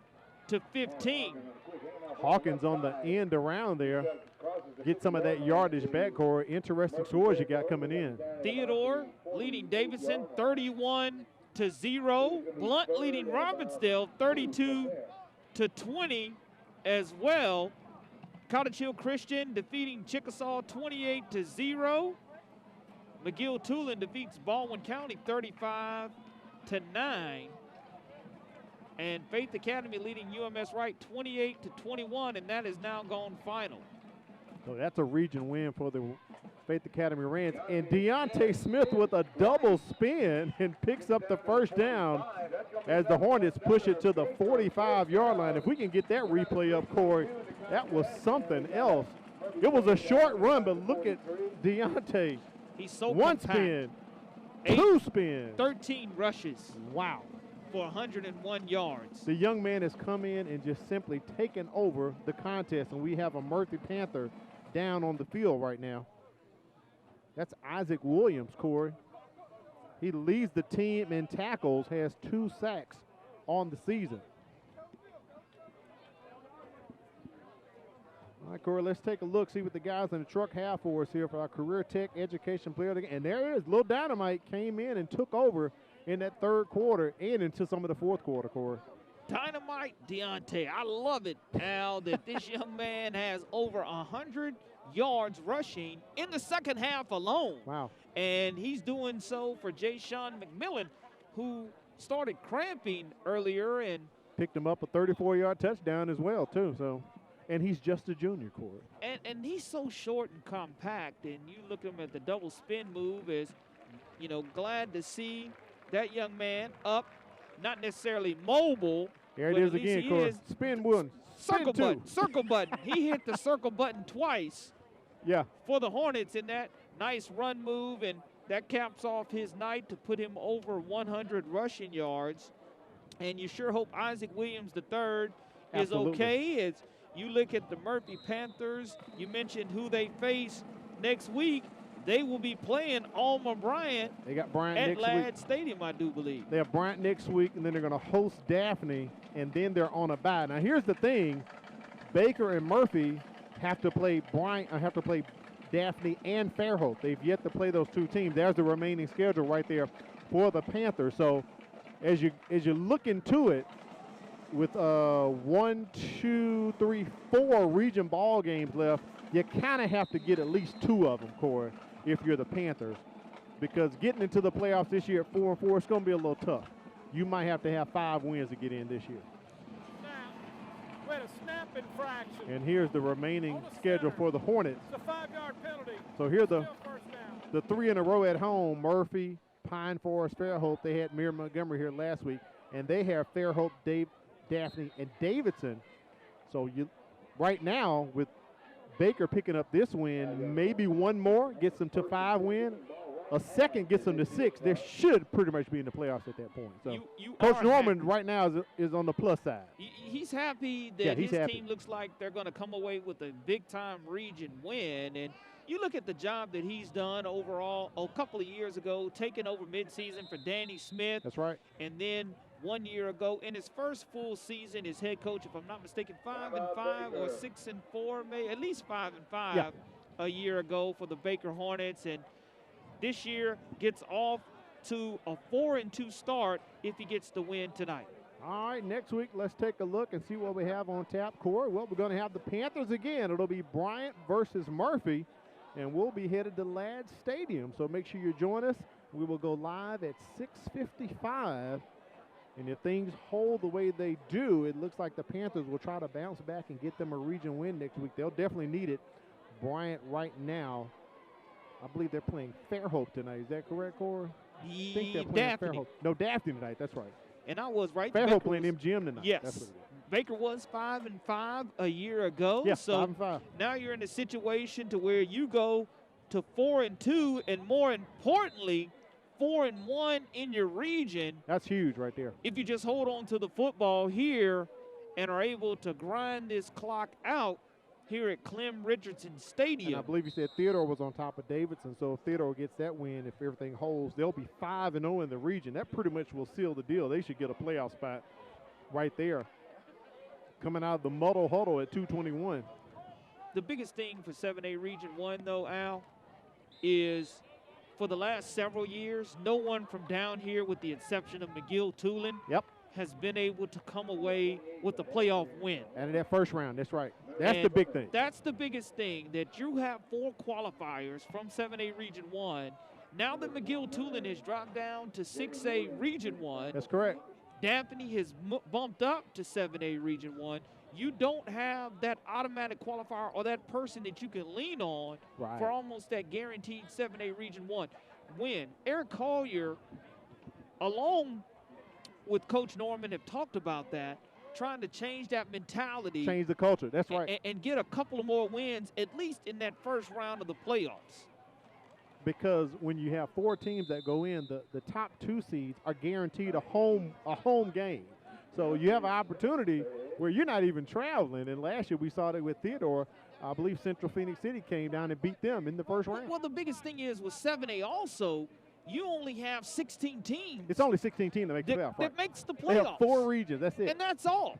And so it's huge that you get out of that first round. And if you're able to find a way to host 2 first round and a second round game, you're already in the semifinals. And then think of the revenue you get off that for your school as well. That's huge. Without question. And, you know, again, credit Steve Norman and his Baker Hornets team for finding a way to get it done tonight. And, you know, Rico Jackson on the flip side of this, I know he's going to be extremely disappointed with his team falling to 4-3.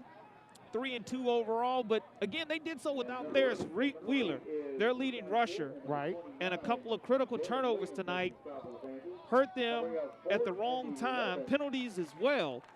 But this is a big-time win for this Baker program. It is. That makes it 5 in a row for Baker. They haven't won 4 in a row since 2015. I'm sorry, that's 4 in a row since 2015, and it's 5 in a row against Murphy. So they're a big, huge win tonight. 31-14 as Coach Norman gets the victory, him and his Baker Hornets.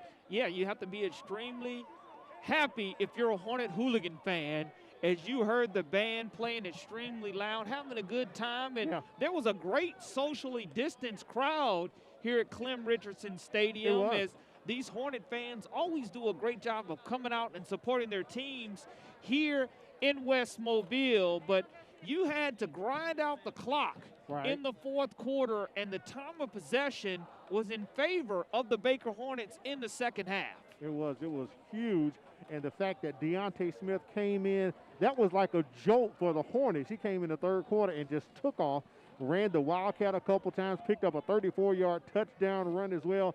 That young man definitely had an impact, and I can see why he was our Career Tech Education Player of the Game. Yeah, I mean, Dynamite Deontay. I hope that name sticks with him because he runs like a little stick of dynamite, but he's so explosive when he runs, so the name definitely fits and the nickname fits for him. But, again, you're looking at what they were able to accomplish as a team, putting 31 points on the board. I know they have to be happy about that. Let's check in with Mike Herndon. He has winning coach Steve Norman with him.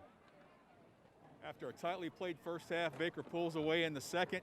Deontay Smith comes in on offense and runs for just over 100 yards. Coach, tell us a little bit about his performance and how you were able to pull away in the second half. Yeah, super proud of Deontay. He kind of came in. Jay Sean got some cramps early, so we had to throw him out there. He did a great job pulling us through. Outstanding. I'm super proud of him. And your defense gave up nothing in the second half, came up with a big turnover right there at the end. Talk about their play a little bit. Outstanding job. I mean, we had a couple people go out, got some injured players, so we had some other kids kind of step up. Coach Todd made some adjustments, did a great job. Great job. Congratulations, Coach. Good luck the rest of the season. Thanks, man. I appreciate it. All right, Mike, we appreciate that. Corey, let's take a look at the end of the game stats tonight. Rushing yardage in favor of the Baker Hornets, 197 to 130. Passing yards, Baker only had 64, but 64 yards in passing. One of them was Landon Larry hooking up with Javen Williams for a beautifully thrown touchdown pass. 261 total yards for the Hornets as opposed to 228 for Murphy. 2 turnovers for Murphy, only 1 for Baker. Both teams were penalized for 75 yards worth, 12 times for Murphy and 7 for Baker. Our final score, Baker defeats Murphy 31-17. Unfortunately, Corey, we had to see 2 players ejected tonight. Rarely do you see 2 players, and it wasn't a fight at all. So unsportsmanlike penalties definitely came into effect tonight for the Panthers. Make sure you check us out next week. We're going to Ladd Peoples Stadium. It's going to be Bryant versus Murphy as Murphy tries to rebound and break this 3-game losing streak that they are on. We'll go live at 6:55. So for Mike Hearn and Corey LeBounty, producer Quentin Howard, director Wade Ford, and our engineer Fran Conway helped us out with the monitor tonight. We appreciate you joining us. Baker gets the win, 31-14. Have yourself a great night.